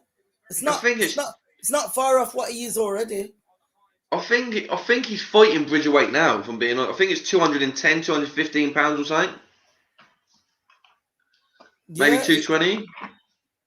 It's definitely not far off what he is already, man. So because actually no, Reeve, I think yeah. It's not much. Because Rivas just fought for it last weekend or the weekend before. Yeah. 220 somewhere. Yeah, Haydar's got in there like he's throwing the facts. Yeah, 220. And what was he tonight? 210. So he was fighting under Bridgerweight. 210 was he? You said at the beginning, Babbage was 210 tonight, wasn't he? Haydar, let us know what was Babbage's weight going into this fight. What did he weigh in yesterday? Because I'm pretty sure he might be fighting at Bridgerweight tonight. I don't think he's weighing more than 220, is he? If he is, it can't be much more. And you got to cut weight, so just think, if he cut weight, he's definitely making Bridgerweight or Cruiserweight. Wow, I've just had a look at Twitter regarding the Roman, what's his name? Rolando Romero. Oh, yeah. Has it gone crazy, is it? What's his name? Just called him out. Regis. Progress, yeah, he's saying he'll fight him. Oh, bloody hell. So it's all coming. I haven't seen it, so I'm gonna have to catch up with it later and then see what all the fuss is going on with that. That's crazy, but yeah, no, I think Babbage could definitely go down to Bridgerweight and Cruiserweight. Up next, I'm looking forward to it. Chantel Cameron, trained by Jamie Moore, who I thought was a great fighter in his own right. Also, is a great trainer as well. And on the women's division's on fire at the moment, show, isn't it? There's loads of great fights at the moment. Mate, you know, hats off, man. The women they're doing their thing, man. They're doing their thing. Katie Taylor, a beast. The twins. Serrano sisters. Yeah. Especially the one that's active. She's amazing. Yeah, Amanda. Someone just said, imagine Babbage versus Chisora. Wow. Oh, that would be. Wow. That would be a war. I think maybe the weight might catch up. I think Del Boy might get him out later in the fight. I think because he's fighting 8 rounds, I reckon Del Boy's going to fight no less than 10 or 12 rounds. So that would help Del Boy. And yeah, I just think maybe later on he might do that. Babic weighed 215, so he was in the Bridgerweight. He was under Bridgerweight limit, so he's fighting as a Bridgerweight tonight against the heavyweight, so he could definitely fight Okay, Oscar is that Rivas. the limit? 215, yeah? No, 220 is the limit, but Babic weighed 215, Oh, so bloody he's hell, way so he up. was under it anyway? Yeah, way under it. So he's fighting as a Bridgerweight in heavyweight. So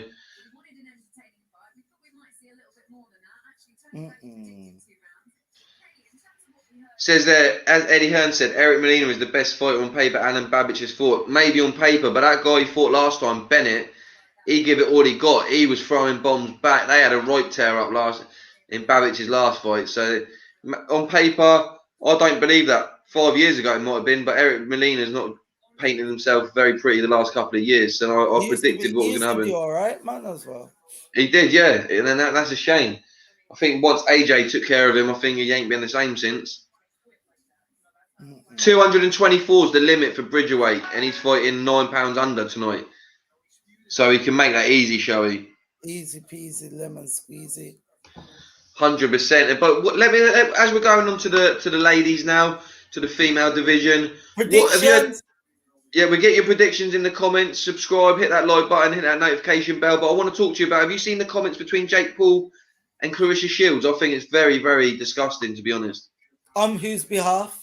Jake Paul saying what he's been saying to Clarissa Shields. The reason why I'm going to stick up for Jake Paul in this situation, she was going in on him for no reason.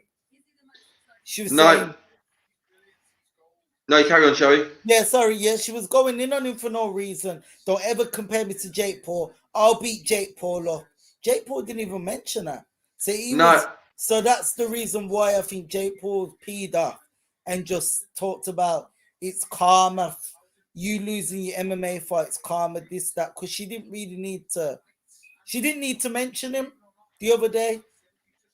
Do you know what I mean? I think the reporter kind of stitched her up a bit. This is what the media sometimes does. They asked her, would she be on the undercard of a Jake Paul show?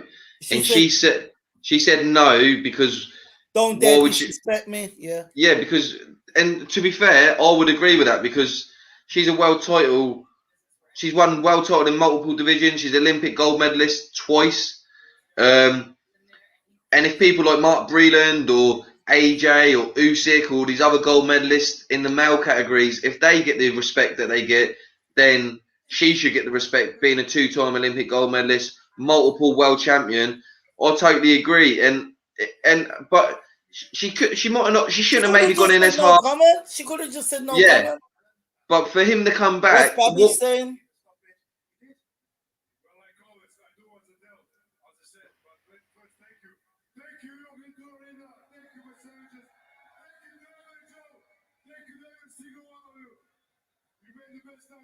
Just saying thank you. Yeah, what I was saying about Clarissa Shields is, and what I don't like about Jake Paul is that he's got an organisation called Boxing Bullies, and I just feel like he's a troll. And for me, I hate that goes against what he's trying to promote, and I'm all against. I hate bullies. And then he's now trolling a female for one, which I think, mate, like Dana White said yesterday, and it's now been announced he's fighting Tommy Fury people. But when you're fighting people that ain't even in your sport, not even your age, they're like old men, people who can't fight, and then you're trying to give it a critique to Clarissa Shields, you've got no leg to stand on. And going for a woman, I said it before, he's got this Boxing Bullies charity, which I really hope that does really well. But you can't. Does it? Yeah, he's in America, he's doing some great things in that academy, but you can't one hand promote anti-bullying, but then you're out there trolling people. We're trying to stop people trolling people on the internet. We're trying to stop people do this. And he's always coming out. I know he's got to sell stuff, but man, come on. Have a break. Have a tic-tac. Just chill out a little bit. Like, really, Tommy Fury should do him. He should do him in the next fight. I hope he does. Wow. But I'm hearing about knockout clauses in contracts. That's what I wanted to speak to you about. That can't be right in boxing, surely, Shirley. If that's the case, it's not on. Apparently, that's what he had in all his fights so far, but it's only been announced that apparently recently he was in the Tyrone Woodley one. I'm not sure if it's 100% correct. He hasn't come out. Yeah, he hasn't come out and said that he isn't, which I think he might have done.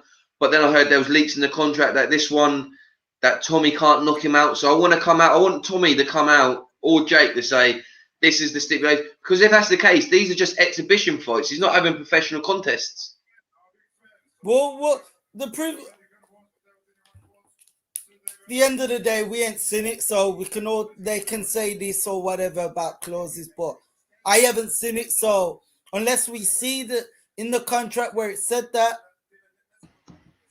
then that's when we would come on to that. Do you know what I mean?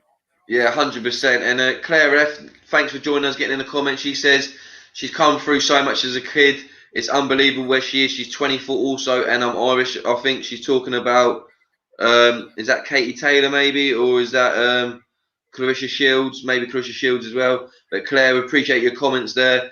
Boxing is booming at the moment. The guy just tried to take the mic from Dillian White. Dillian White pulled it back. Dillian, what's going on? Dillian, he loves it, doesn't he? That should be a gift. Yeah, 100%. Get that gifted up. Prince Teddy says John Fury wouldn't let that happen with Tommy. Well, have you heard another stipulation that in the contract, Tommy's got to change his name, Shoei? Have you seen that? What? So Jake Paul's put in the contract for Tommy Fury for this fight, yeah? Because this is how ridiculous Jake Paul is. Like with Tyron Woodley, you had to get a tattoo if you lost in that. Well, he's put into the contract that Tommy Fury must change his name legally to Tommy Fumbles. Tommy Fumbles. Or pay him $500,000 from his purse, and he chose to have Tommy Fumbles put into his contract. So, look, he ain't going to allow Jake Paul to win that. Definitely not. That can't be happening. Do you know what I mean? And I hope Tom does it, man. Yeah, me too. I hope he shuts him up a little bit. I like Logan Paul. I'll throw it out there. Logan Paul's a great guy. I follow him, and he's a really nice guy in real life and that. So, Logan, I like. Jake, he's probably nice as well. But, like I say, I don't support people who try to say anti-bullying is not correct, but then they're trolling people and bullying people. We're trying to make them. I'm not going to lie, though. I do feel like she does. I respect her legacy and I respect what she's achieved, Clarissa. But I feel like sometimes she brings things on herself a little bit. Oh yeah, definitely. She definitely sometimes has that chip on her shoulder, but a lot of great fighters have had that over the years and that. And Jake Paul said he could beat Vidal Riley. That's a joke. I've seen Vidal as an amateur and his pro career. He's not really been that active, but I know Vidal Riley would definitely beat Jake Paul without a shadow of a doubt. He's a proper fighter, Vidal. Great amateur, as I said. He's pro fights. No playwright.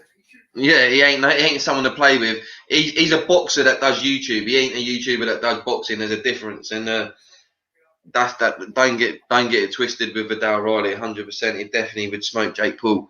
But yeah, Vidal. I heard some news is coming soon. I'd like to see what you're doing. I think he might be going with boxer in Sky Sports. To be honest, he's doing a lot of stuff with Sky. And Savannah Marshall, my favourite female fighter at the moment.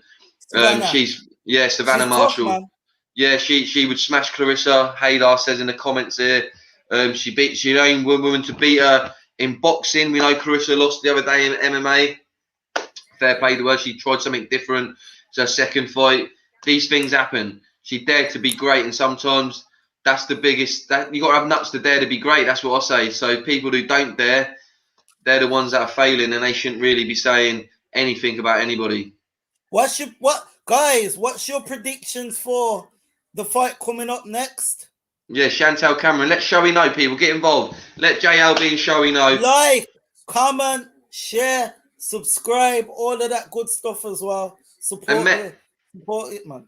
Yeah, support the channel, as Shoei said. And Mary Mcgee, people might be saying, who is Mary Mcgee? Well, she's a IBF world champion in her own right. We saw a couple of weeks ago when Shannon Courtney fought Jamie Mitchell. No one gave her a chance, Mitchell. She come in, she gave her a beat down. Yeah, beat her down. Man. Yeah, brilliant. Beat her down. Absolutely fantastic story. I think she was homeless and she's come to win a world title. Beautiful. I love stories like that. Absolutely love it. And for Shannon Courtney to come out and say she thought she won that fight, that was a disgrace. She should have held her hands up. You know what? I'm just like, you know what? Cool. Just cool. Yeah, no. She's like Marmite, isn't she, Shannon Courtney? Well, yeah. And she was meant to fight my stablemate, Rachel. Yeah. We got Rachel. Lovely girl, Rachel Ball. Great professional, lovely person as well. She was meant to fight Rachel. Rachel obviously, unfortunately, got injured. But then she tried to accuse Rachel of lying about her injury, which wasn't very nice. And then Shannon ended up getting injured, remember? Yeah. And so it's like you Rachel's shouldn't. already beat her as well, hasn't she? Yeah, that's what I'm saying. So when Shannon was trying to say that Rachel ain't injured, she shouldn't have said that because Rachel's a good professional, and if she's fit to fight, she'll fight. Look, that's fantastic because I didn't know Rachel Ball was in your stable, Showy. And I absolutely love her. I think she's fantastic. You're gonna have to get her on the channel. You're gonna have to get her on here. I will Yeah, yeah. definitely. Get her on there, or I'll anyone in get. your stable, anyone I'll, in your team, get them on there. Like you say, it's a team effort in that. But Rachel's someone definitely I would love to speak to because that performance against Shannon Courtney was fantastic. I was so looking forward to the rematch because I think she's great because she's for her weight category. She's tall, rangy, a lot of yes, power. yes, And her yes. story, as I always go back to, the story is big for me. She's a social worker, if I believe. She does great stuff like that. So, and also just the story behind her is absolutely fantastic. So to know that, if any time we get her on a channel, let her know she's welcome and Showy, fantastic there, mate, for letting us know. And yeah, I hope she comes back soon. I know she had COVID and she was struggling for a little while, wasn't she? She was, mate. This is what I'm saying. There's a lot of there's a lot that has gone on from last year to this year with other people getting illnesses and whatnot. Oh, so hold on. Someone's saying, yeah, Rachel. Yeah, Rachel's a social worker, Claire. hmm She is. So, guys, what's your predictions for this fight coming up? Get your predictions in. Cameron versus Mcgee. What's your predictions? Connor Walker, a good talent. Yeah. Connor. He's not always at the same gym, but we've got the same manager. Yeah. Connor Walker. Big up Tyler Connor. Denny as well. Tyler Denny. Lennox Clark. Lennox Clark, yes, get in there, Lennox. Yes, Clarky. definitely. Clarky as well. From It's our a great gym. little stable. Yeah. Hold on. McGee is too slow, plodding, but she's strong and can take a punch. Cameron wins by interesting. Unanimous decision. Chantel Chantal. 8. Everyone seems like everybody's going for Chantal. Look, I will go with Chantel just from what I've seen. I'm not ruling out Mary McGee because she's a world champion. And like as I always say, That's what I'm saying. what I, She ain't no punk. no, she ain't no punk. And what I love, Showy, I love being made into a fan when watching someone new. You like So being I'm a not. believer. You like to be a believer.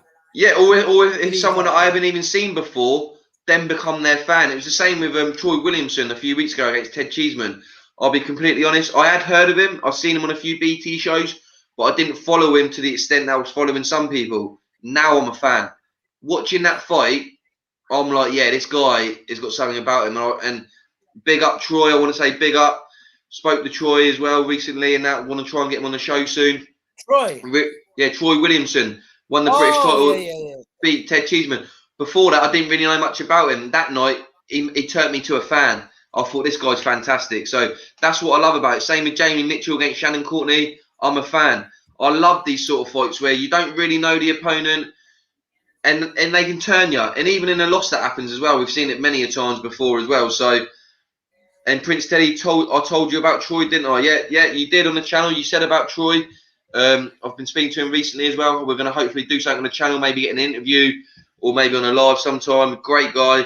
But like I say, I'm a fan, massive fan of his. Now, also big up to Ted Cheeseman in that fight. That was a great British title fight. So they're the ones that people in 5-10 years look at. Like Jamie Moore when he fought Matthew Macklin, the coach of Chantal Cameron. That was a great fight between Moore and Macklin. We want to embrace them fights, and that was another classic in that British title fight as well. And we got here. You ever sparred Kane Baker, Showy, from your stable? Is he your stable as Nah. well? Yeah. Kane, we've got the same manager, but Kane don't train at the same gym. He'll come there here and there, if that makes sense. You get Yeah. me? But Kane's heavier than me, mate. Kane's a few weights heavier than me. Yeah, Ijaz Kane. Ahmed, stablemate. Wow, so you got some good old stablemates. That Showy, Yeah, get him involved. Get him involved, brother. I Like, will still. I love a word. I bet. Hey, I've actually. That's crazy because I've actually been speaking to Kane as well on Instagram as well, seeing if To he who, wants to do. sorry? Kane Baker. I've been speaking to him on Instagram saying, "Do you want Oh, to do a have few ya? bits in it?" Yeah, yeah. So Good lad. hopefully, yeah. I'll follow his career from near the beginning, really. Hold Like when on, he we've got to sing it. Touching him, touching you. sweet. Sweet Caroline. Ooh, ooh, ooh. I never felt so good. Good. Here comes Diamante.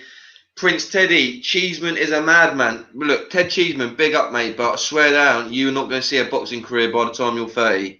The wars that guy's having at 26 years old. I know Sam Egerton's doing it, and fair play to him, but Ted Cheeseman, he has been in, like you were saying earlier, Showy, if I ever got into the ring, I'm a young 32-year-old. He's an old 26-year-old. Oh, Old. predictions for the girls. Yeah, get your prediction in the show. He says, what round you going for? Apparently, Chantal Cameron. he's doing the old Oh, David McGee's Diamante, first. Yeah, McGee's first. repping the Adidas. She's sponsored by Adidas by the looks of it.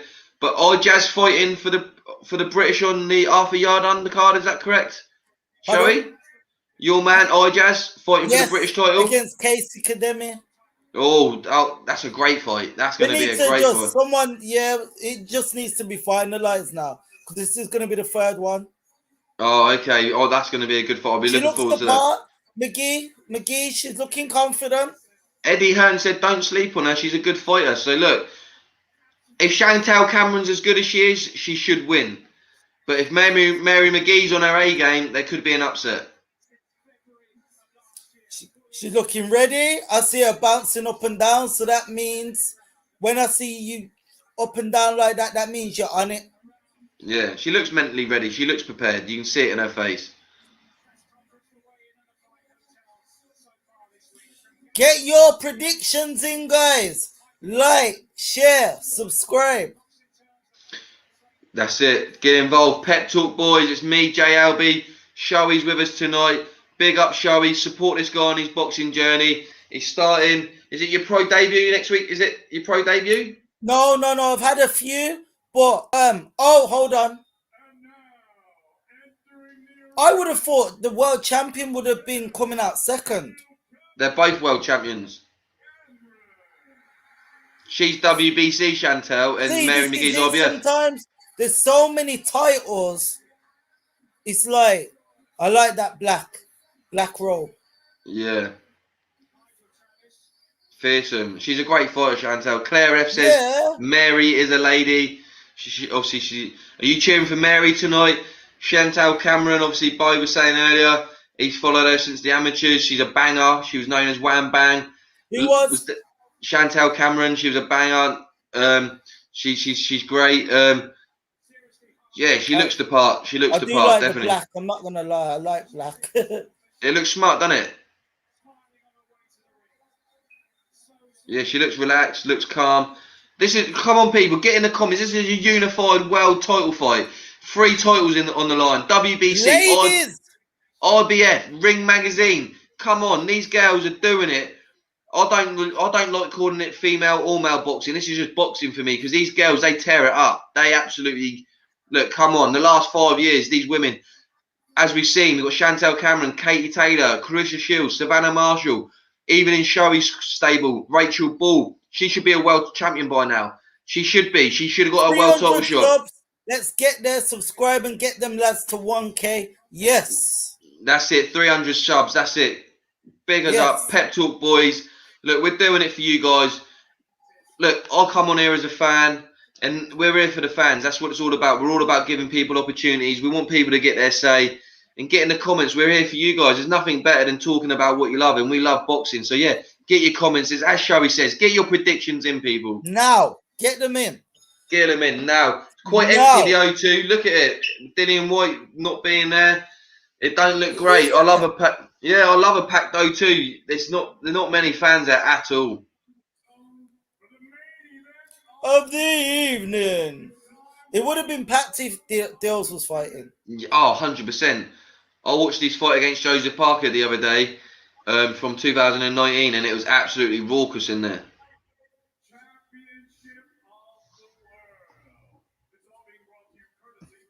Alan Skill, boxing isn't the same without watching it with the pep lads. No, totally agree. That's what we do, these watch-alongs. Absolutely love doing them.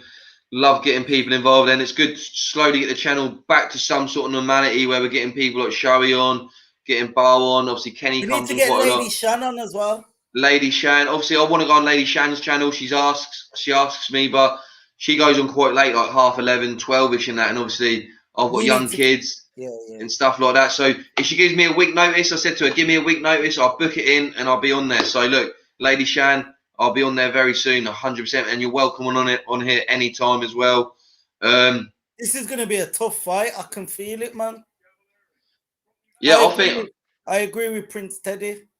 Yeah, I think it could be a tough fight. Like we said, that Jamie Mitchell proved a couple of weeks ago that don't underestimate these people. Just because you might not have heard of them, they could be great fighters. And she's world champion. Mary Mcgee, she's a world champion. People, it's not like it's a vacant title.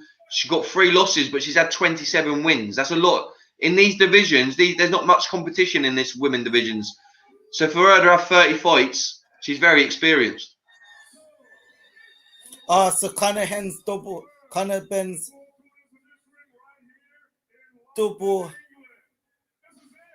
heading. Okay. Yeah, double head in the bill. Michelle Clark says Cameron to win. There's Freezy McBones there in the crowd. Big up Freezy being Freezy. That's true. It ain't easy being Freezy. Was he there? I didn't see him there. No, I didn't see him there. No. I'm excited for this fight, mate. Get your predictions in. 15 big KOs. She's got more KOs than Chantel Cameron's had in her career, I think. So this girl isn't someone to be messed with. I told you, do not sleep on Mary Mcgee. She's confident. She's up for it. Like I said, she's a world champion. She's had 30 pro fights. That's a lot for a female. She's had 30 pro fights. So Mcgee, she's definitely got it. Obviously, a bit of Irish in her, as Claire said earlier. Remember Delphine Pursoon? Yeah, Delphine Pursoon gave Katie Taylor some really hard fights. Some people say she won the first fight. Some people say she didn't, but she's very tough. Yeah, Chantel Cameron, 14 wins, 0 losses. Mary Mcgee has more knockouts than Chantel Cameron's had in fights. So it's crazy. It's crazy. It's going to be a tough fight. But as I say, if Chantel Cameron's as good as she is, she will win. So, but Mary Mcgee, it's for the Ring magazine. That's Shoei knows. The best only fight for that title, don't they, Shoei? The Ring magazine is the creme de la creme, mate. Yeah, make you the lineal champion pretty much, surely. You get me? Ring magazine's the creme de la creme. It's my favourite belt. It reminds me of the Rocky films. Same as the British title. I love the British title. The British title looks beautiful. Right. Hold on. Right. What do you think about David Diamante with the headband now? Looking a lot more fresh in that, doesn't he? Looks neat, you know. Yeah. Yeah, he looks fresh. Mcgee. Here we go. Round 1, Shoei. Let me know when you kick off. Yes, bro. Say it again, brother. Let me know when the round starts for you, so we're not too far ahead. Right. Hold on.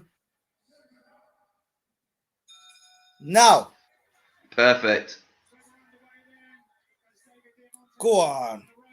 I'm sending someone the link to watch this now. Like, share, subscribe, guys. Yeah, Pep Talk Boys. There is another Pep Talk Boys, so a lot of you have obviously subscribed to another one. Sorry for the misconfusion, but we didn't know there was another channel called Pep Talk Boys. We're not the same, but if you'll find us, you'll see us straight away. But there are 2. So, they're banging. Oh, it's a slugfest this first round. They're going at it. Oh, Chantel Cameron. Oh, they are. Oh.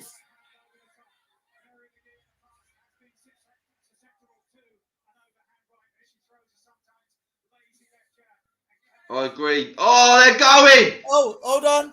They're tagging each other here, Shoei. Woo! As Alan Skill says, these need to be 3 rounds. I totally agree. They need to be going 3 rounds. 3 minutes in each round.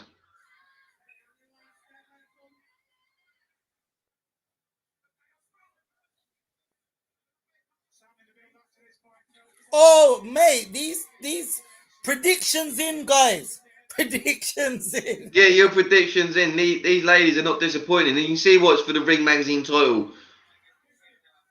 Mary Mcgee, nice and calm. Great shot selection by both ladies there. Fantastic. Right, okay. They're settling down a bit more now. Yeah. But you can see why Chantal Cameron was called Wham Bam in the amateur days. Is that what she was called? Yeah, Wham Bam. Yeah, look at her. Throws fast, hard combinations. Mcgee looks very slick. She reminds me of the stance a bit like nice and calm, patient. Someone says they need to let them. Well, you know what though? 2 minutes probably makes it more exciting. No, it does, but I just feel like that the women, like then they just get warmed up. They're there. Equality. 2 minutes in. Equality. Yeah, equality as well. Yeah, that's true. But I feel like it just gets warmed up then. Like that round then, it was they were settling in, getting warmed up, and then the ref break. Another minute, anything could happen. But I believe they can do 3 minutes. I reckon they probably would want to do 3 minutes as well if you asked them. Yeah. Absolutely. I mean, if it's gonna be equal rights, then the ladies deserve 3 minutes the same way the men have it as well. Do you know what I mean? So yeah, it makes it more even. Yeah, because I've never agreed with them. I know I'm going on to a different sport here, but tennis, the women want to be paid the same as the men. Well, play 5 sets then instead of just doing 3 sets every time. Hold on, doesn't Serena play 5 sets? No, the women they only do 3 sets. Men do 5 sets. Wow. So I said if you want equal pay, then do 5 sets. like I've got no problem with everything being equal, but just do the same. Hold on. They're back to the second round now. Oh, and they're tagging it. Big left hand by Cameron. Oh, on 142. What Mcgee, are you? move your head. What? How many minutes? What's your time showing? 1 minute 39. All right, I'm a couple of seconds ahead. Okay. I'm 134. Okay. These women are going for already, you know. Who? They looks like they're kind of gassing out quite a bit. I don't know. This is a nice body shot. Mcgee looks a wee bit like. Yeah, take your time, man. I think that's her style, though. It's kind of reminds me a bit like Johnny Nelson. Oh, the wavy. Yeah, she puts her head back, like waves her head back a little bit. Obviously, Johnny Nelson, a great champion in his own right.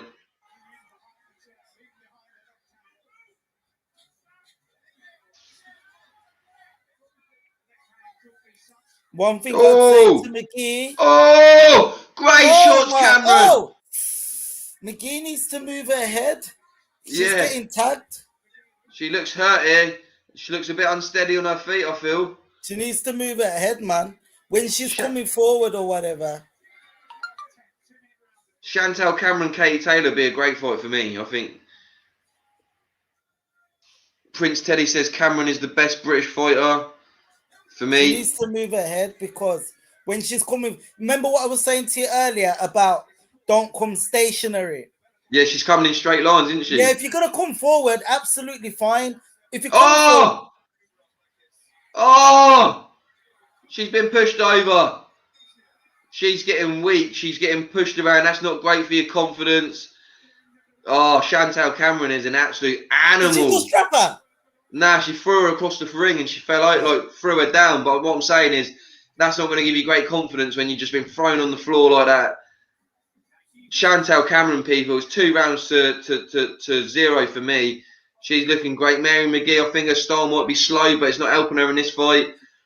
Too slow on reacting. As Shoei said, she's coming in straight lines. When she's coming at her, she's coming straight forward. And Chantal Cameron with the big hooks are coming in. So, yeah, people, get your predictions in. I think it could be a stoppage in the next couple of rounds, if I'm being honest, the way Mary Mcgee's coming in them straight lines and eating them big shots. But let's see how the fight goes. These world title fights as well, Shoei. I think women world title fights should be 12 rounds as well.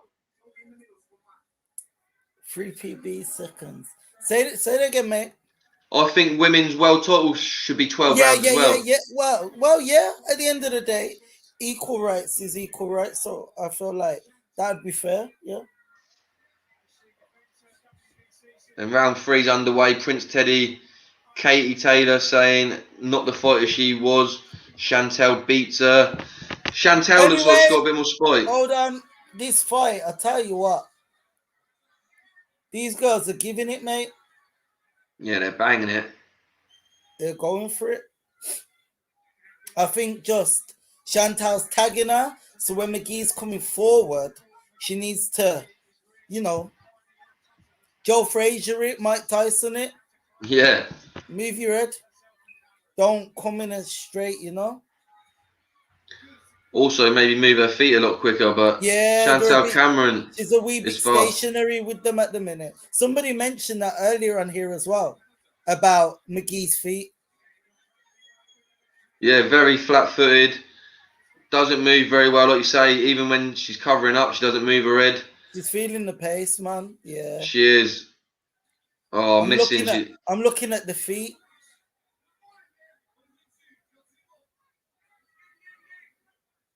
And as I was saying, this Mary Mcgee, she's an experienced fighter. 30 pro fights. She's a world champion. She's got more knockouts on her record than Chantel Cameron's had fights. But right now, she's feeling the pace. 100%.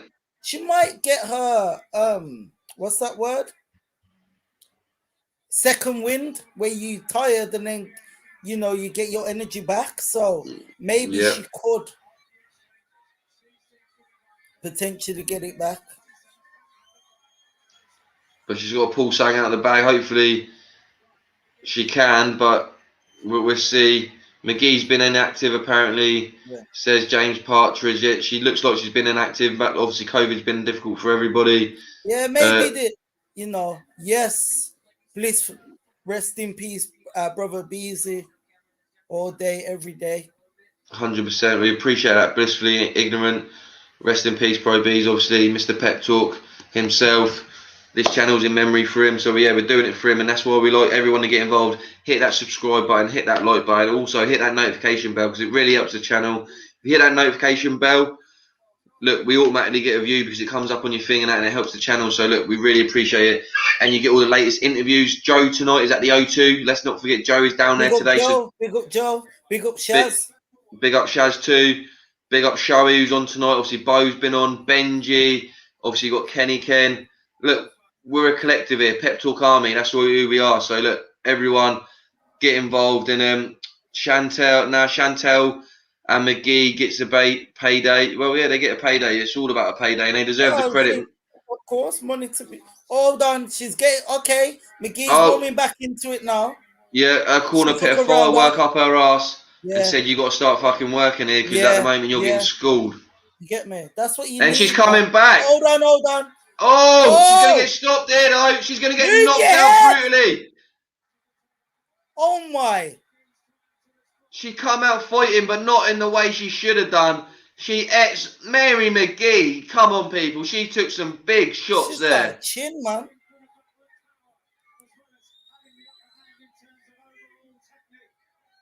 Yeah, true. She's got the skills of Deontay Wilder, which is very limited, but the durability of a Joe Joyce. She's coming forward with these big shots. I thought she was going to go down. She's got a hell of a chin, I'll tell you that. Because them shots she just took, you know what I mean, would take out the average Joe. Yeah, 100%. She took some big.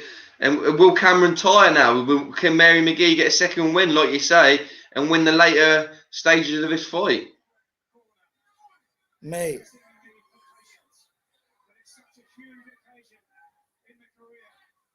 Oh, look, she's still coming forward. This Trojan. She's feeling it, man. I think she's feeling the pace. But what as a fighter though, Shoei, when you're giving someone all you've got and they're coming back throwing still, how do you feel as a fighter? Do you deplete a little bit? What you do? No, you know what you do? You go back to boxing. If you can't take them out, you take your time, you go back to boxing. Because all you're gonna do, you punch. It's called punching yourself out. Yeah. So you need a plan A, plan B, plan C. Yes, that's it. You're gonna box them, but if they're a better boxer than you, there's no point in trying to outbox them. Are you gonna bang with them or are you gonna take them out? There's different ways. Are you gonna come on the front foot? You're gonna come on the back foot? Are you gonna mix it up? Are you gonna sometimes come forward? You're gonna sometimes come backwards. You're gonna move to the side. There's so many different variables to this boxing game. Yeah. You know what I mean? There's so many different variables. So if one way is not working, you have to think of another way. You got to adapt. That's probably the best word to use. It's like a relationship. You know what I mean? You have to have different ways of going about things. If one way is not working, do you know what I mean? You have to have variables. Yeah, you just got to adjust to different situations and settings. You got to be a chameleon, mate. You got to know how to adapt. 100%. Great words there from a fighter that we've got here tonight, Shoei, on Pep Talk. I love that. I love that Pep Talk can have a fighter who's experienced in it, is in camps, got a great stable, got good people and good team around him, who's got a fight coming up to give us some knowledge. But there's and let's just put the jelly. Yeah. She was like Bambi on ice for a second there. Oh, I'll tell you what. She just took a hell of a shot. Yeah. I'm getting flashbacks of Fury Wilder 3 here. Just taking a beat down of Fury Wilder 2. She just keeps coming forward. I'll be honest, I don't know how she took that. Took that punch then. It's got to be that stubbish Irishness in her. She's got to have. That's what it's got to be. Because she's so tough. This Mary Mcgee, so tough. We got Bliss Free. I'm telling you. She has some nice body shots there. Bliss Free Ignorance says Cameron teeing off on this poor woman. I wouldn't say poor woman, but I know what you mean. Yeah, I'd agree with that, Show. Not poor woman, but she's getting some big shots off. But Mary Mcgee, like I say, she's coming forward still and still throwing some bombs. Mate, she's taking it. Claire F says she's American. Yeah, I'm pretty adamant Mary McGee's American. Yes, she is from Tennessee. Yeah. But she's obviously got Irish in there with the name McGee. Obviously, Claire's from Ireland. But yeah, she's American. I don't know if her coming here, I don't know if what's that word when you come? I don't know if she's tired. Yeah, I don't know if she feels tired or what, but it feels like she's feeling the pace. I don't know. I think, like I said earlier, Chantel Cameron, if she's as great as a lot of people say she is, as great as I think Jamie Moore thinks she is, then she should be winning this, because to be great, you've got to win these sort of fights. I thought it'd be a tough fight. I still think it's a tough fight in the sense of you've got a game opponent there that you're giving them your best shots, and she's not gone down yet. She's been wobbled, she's been hurt, but she's still stood there. She's still throwing bombs. As we've seen in the last round and the round before, the corner said to her, look, you're going to have to do a lot more, and she comes out strong. But the thing that we've got to understand is Chantel Cameron's getting some good shots off. And remember, people, this is for 2 world titles and the Ring Magazine title. 3 titles are on the line here. Big boy one. Yeah. Yeah, big boy titles. And Aaron S. Baker, nice to speak to you. Aaron says she has Irish in her because her name's McGee. LOL, yeah, that's because... No, we're not going into stuff like that. I shouldn't have picked that up. Delete that. That's my fault. I should have read that. We do not have stuff like that. So please do not get into the comments. What happened, bro? Someone's putting something in there which I don't want to be seen. I'm very embarrassed that come up. Okay. I should have read that, so I want to delete that so he can go. Yeah. We do not have stuff like that on there. Badness. No. You know, so, picking on people, racism, discrimination, anything like that will get blocked and deleted. So we're all one, mate. We're all one. Yeah. You know what I mean? At the end of the day, and Beezy wouldn't approve of that either. No, 100%. So Aaron, nicely, could you do one? We appreciate that. We don't have that here on Pep Talk. Not at all. So, but that's my Absolutely. fault. Apologies if anyone had to read that or see that. Anyway, they're irrelevant. Forget them, man. Exactly. Forget them. Prince Teddy says, nah, less of that. Exactly. But look, Shamrock, let's get back to the boxing. That's what we're Yeah. here for. Yep. And some big Boxing. shots lands. Yeah. Oh, she needs to move. I mean, she's giving it as good as she gets, mate. She's eating a lot of leather, so to speak. Oh yeah, 100%. She's taking some big shots, and look, she's still coming forward. She's still on the front foot. She's pressing Cameron back. Big right hand there by Mary Mcgee. Oh, Mate, it's like, because certain times you get caught and you think in your head, why am I doing this? oh Why? yeah. Why? Why am I doing it? Why? What's my reasoning? But it's like life, isn't it? You drop, do you stay on the floor, or do you get back up? And look, yeah, And that's do you get back on the horse and saddle? exactly. And let's remember, Mary McGee's a champion, people. She's the RBF world champion, so she's got to have some sort of championship mentality, championship heart. Not like Eric Molina, who goes down and that, and we saw in the last fight. Yeah. This Mary McGee took some big shots, and Chantel Cameron's probably thinking, well, she looks calm, she looks relaxed. I'm sure she's very professional. But as you said, she's going to have to go to boxing. If you can't knock her out, go back to boxing. Because she's winning it on points at the moment. We're nearly probably over halfway through the fight now. So McGee's going to need a knockout to win. So if you can't get her out, Chantel Cameron, use your combinations, get in and out, and just box the woman's head off as you're doing already. But Mary McGee, credit to you. Grit, determination, and just a willing to continue. As Sherry said, she's getting on that saddle and she's continuing to ride. Yeah, it's part of a lion, man. Hopefully, gas. Her tank comes. Okay, I feel like she's getting back into it now. She felt it, but she's back on it now. She's showing a lot of heart. Oh, a lot of heart, and big up, Big A. Saying? It's good to see you lads carrying the torch. He seemed like one of the life. He was. And if it wasn't for him, me and you would have never met. Exactly. Or That's Joe, or you know what I mean. At the end of the day, so he's brought us together, and it's like a family as well, you know. So, yeah, exactly. And everyone, big up your respect. Yeah, and he would have definitely, wanted us to continue in a good professional manner. Yeah, exactly. And me and Pro always have good chats, and he had chats with Joe as well. This was a long-term project for many years. We had loads of plans. So look, hold on, these, yeah.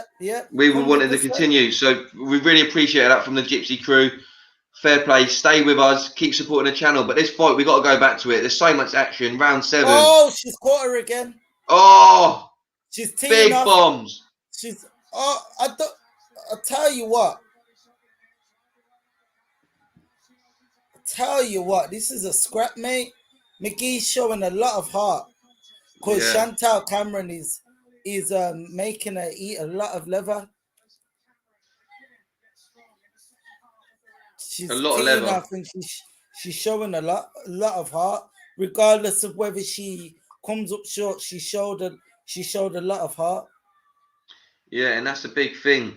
I remember listening to Tyson Fury saying that people laughed at him when he was in the GB squad because they were asked name what was the most important attribute in boxing, and people put skill or jab or whatever. He put heart, and everyone laughed at him. Like now, look at him. He proves that if you got a big heart, it can take you a long way. Still, obviously, skill. I don't know about just heart. But you need heart. But you need that. You need that because in them big fights, when you take the big shots, you need that heart. So that heart's got to be there. The heart is part of it, but you need I think it takes heart just to get in the ring, period. Hard work, I think, is the best thing. Because everyone can be born with talent, but talent don't work if you don't work hard with it. Say, hard work beats talent when talent don't work. Exactly that.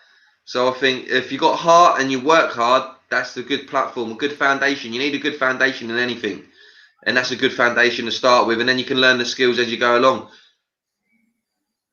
But look at some of this action here. Look, this is a credit. A lot, as we got in the comments, fair play to both ladies from Claire F. Also, we got here, women's boxing deserves a lot more credit and a lot more respect. Prince Teddy. Look, I'm a big fan. I'm always carrying that baton for the female boxing and that. And big left hook there as Where are round you? 8 kicks off. On Oh! round 8. Yeah, you've got it before me. Although my TV, yeah, I'm there yet.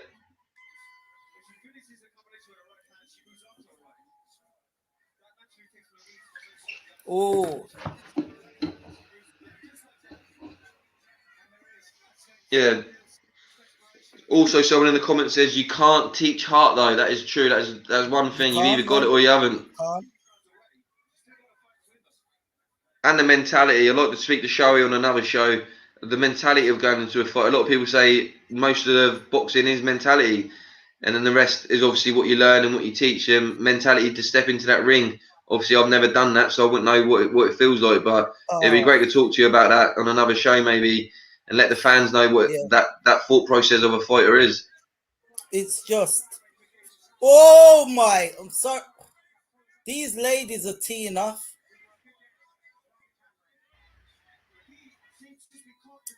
Oh! This is where are you now? Oh, I'm in 34 seconds left. What you show? 42. Oh wait, let me pause it up. Pause it up a second. You might as well call her the Iron Lady because her chin is made of iron. You're correct there, Prince Teddy. That is. Mcgee just took some big bombs, man. Some absolutely big bombs. Who do you think benefits from 3 rounds? 3-minute rounds, Mcgee or Cameron? Probably Cameron. Yeah. Oh my! Oh!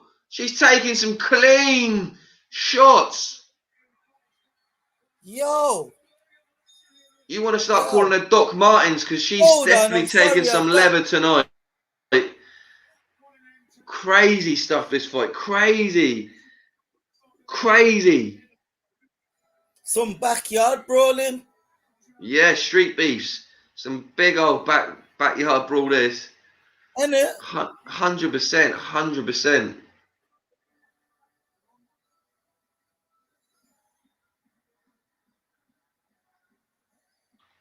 Seeing the highlights here from Chantel. Some big shots. Look, this is why if the O2 was full, it would have been buzzing. This fight deserved a full crowd because this has been an absolute great world title fight, and it's a disgrace that the O2 was as empty as it was. I'm really upset that it was like that. It doesn't look great for the whole fight evening to be empty seats. It's true. And then Prince Teddy says, "Tell me that this fight wasn't worthy of a headline."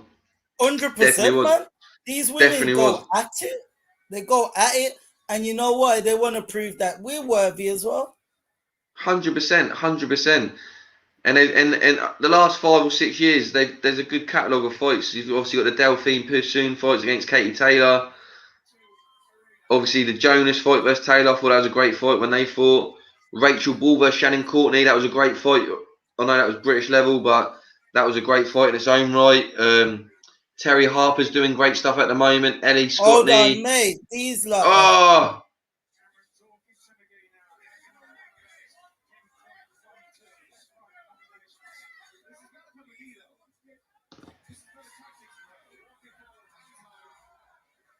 Oh, I tell you what, this is an enjoyable fight, mate.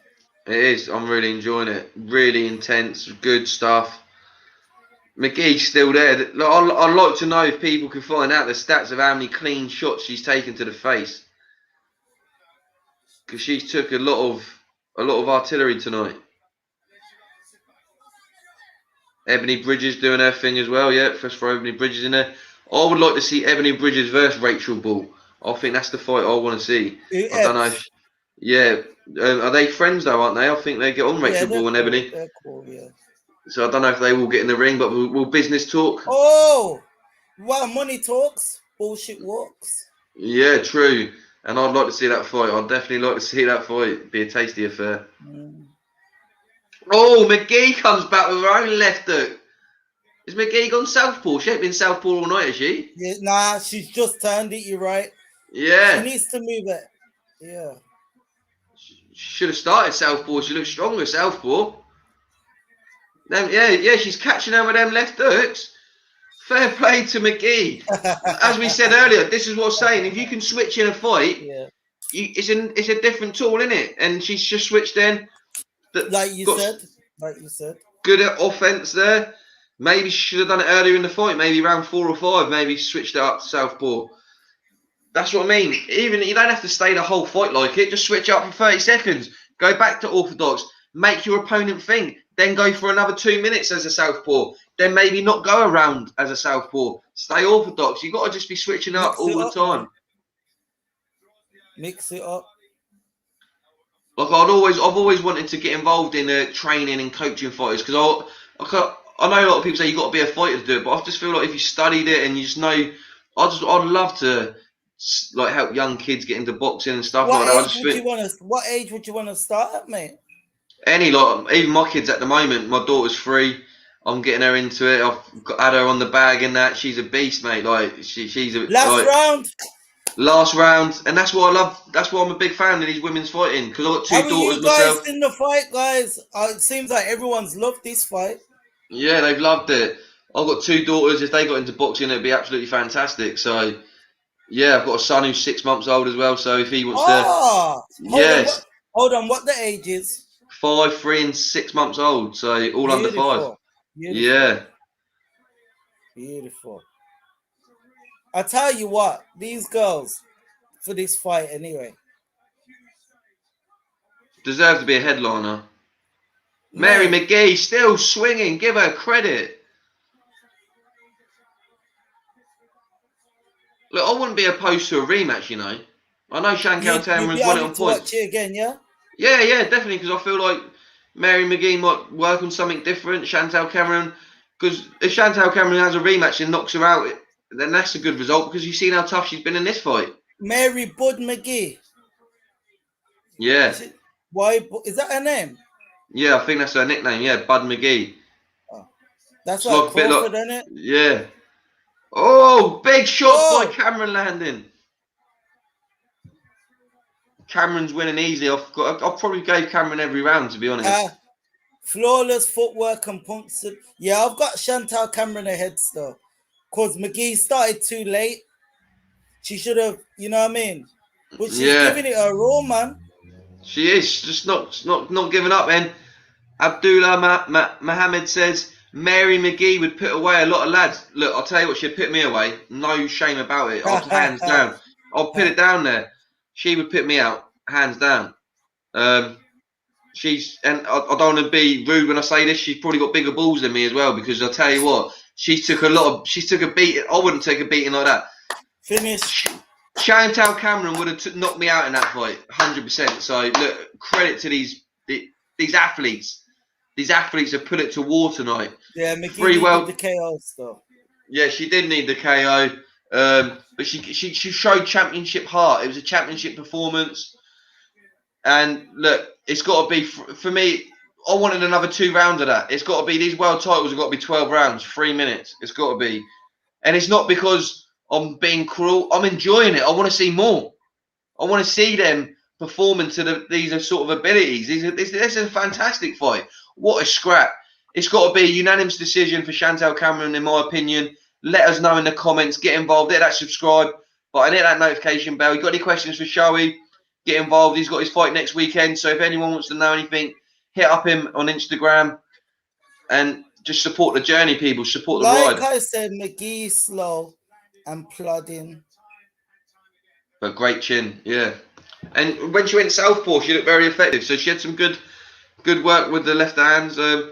Yeah, very spirited performance. And look, as I said, tell me if I'm wrong, Shoei, but win, lose or draw, Mary Mcgee's got some fans tonight. That's what I'm saying. These sort of fights, they make you fans. Mate, 100%. Either you win or you learn. Yeah. Either you win or you learn. You get back on the you get back on the horse saddle. You get back up and you continue. Because at the end of the day, she fought a credible opponent. So, you just go back to the drawing board and dust yourself off and go again. 100%. And let's big up Jamie Moore. What a trainer he is. He's doing some great stuff as a coach. Really well done with Chantal Cameron there. Really impressed. He's also got Jack Catterall. Oh, it's Merciless Mcgee. It's Merciless Mary McGee. Oh, okay. I'll see it on the back, yeah. Yeah, Merciless. I don't know Looks where. like Daniel Cormier, our trainer, the UFC fighter. Nah. Oh, you just going off his body shape, innit? Yeah. Right, see what they say, man. Here we I go, here we see a go. unanimous decision for Chantal Cameron. Yeah, let us know the score, Showies. You're listening to it. Let us know what they're saying on the scorecards. Oh, but definitely a round of applause for that. Round of applause.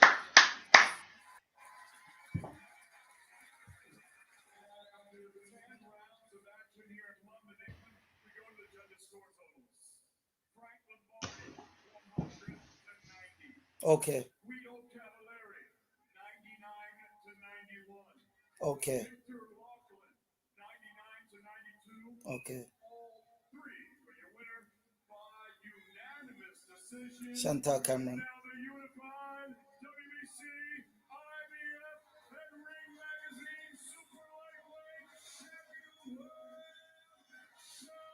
Chantal Cameron, unanimous decision. Yeah, I thought that was going to be the case. I definitely thought that was going to be the case. Right. I'm going to get going now. No, that's brilliant, Showy. We really appreciate it. Use that. Make sure you like, comment, share, subscribe to the channel, and we'll keep it pushing, man. 100%. And before you go, Showy, just hit your Instagram for people. It is at Showy the Ras. Showy the Ras Instagram. Yeah. If you want to know anything, as well. Yeah, and also, if you want to know anything about Showy's fights, future fights, ask us at the lads as well. He's part of the Pep Talk Boys, so just ask us. Just shout Pep Talk and Jay will let me know what's going on, or if 100%. Any questions or whatever. Yeah. Yeah, and Show, if you need anything from us, let us know, man, and we'll try and help as much as we can. And look, let's get the show going. Let's get the show going. Pep Talk Boys. Woo! Over and out. That's it. That's what we're talking about. Legend. There we go. We had Showy on with us tonight. Absolute legend. The Brummie legend himself. Absolutely love getting him on the show. What a top guy. We always chat on Instagram. Great friend. Great friend of the channel as well. And like I say, he's a Pep Talk boy. Been on many watch-alongs with him. Mad love from Pro B's. He had mad love for him as well. So look, we're here. We're a fan channel. Let's get your opinion. What are you thinking about these? Like this fight tonight, what a fight it was. Absolutely fantastic. Great fight. I'm absolutely devastated that that it wasn't a full house for these people. It should have definitely have been a full house at the O2 for that fight. Fantastic stuff. We see Johnny Fisher with a second round knockout. Babic with a second round knockout. Yusuf Kamari lost to Castaneda. That was a great fight as well earlier in the evening. I swear I'm missing a fight as well. If I'm missing a fight, I do apologise. There was some great action. We had a lot on. We had Bo on as well. Appreciate Bo coming on as well. Showy was on. You lot in the comments was fantastic as well. It's been a great night. I'm just a bit disappointed that the O2 wasn't full. It should have been a full night. Let's get a couple of comments in. Also, let's not be hard on the fighters. If they quit in a tough fight, we don't want them to be damaged. Exactly. Look, win, lose or draw, support these fighters. There's good qualities in the good fighters. There's good qualities in the bad fighters. They're not even bad fighters. They just lost, but they have good qualities. Support boxing. Because look, tonight boxing won. But look, tonight I want to say I appreciate all your support. It's been absolutely fantastic. Joe's been at the O2. He's been there live. Hopefully he's going to be getting some great interviews that will be on the channel. Check that out tomorrow. Also, we'll be back with some live next week. I didn't know if Kenny when that was coming on tonight, but look, it's been a busy night for people. It's Halloween. You want to go out and enjoy yourselves. I'm sure you do. It's been great to have you. I'm Jay Albie. Hit that subscribe button. Pep Talk Boys. Hit that notification bell. It's been great having you. Join us next week. And look, just keep on checking out the channel. I'll be here next week with a watch along. We've got Canelo versus Caleb Plant. Mother Tuckers, you know it, Mexican style. Canelo's back and he's going to be fighting for the undisputed title. So everybody, good night from me. Good night to you. And thank you again. It's been a pleasure. Pep Talk Boys. Boom.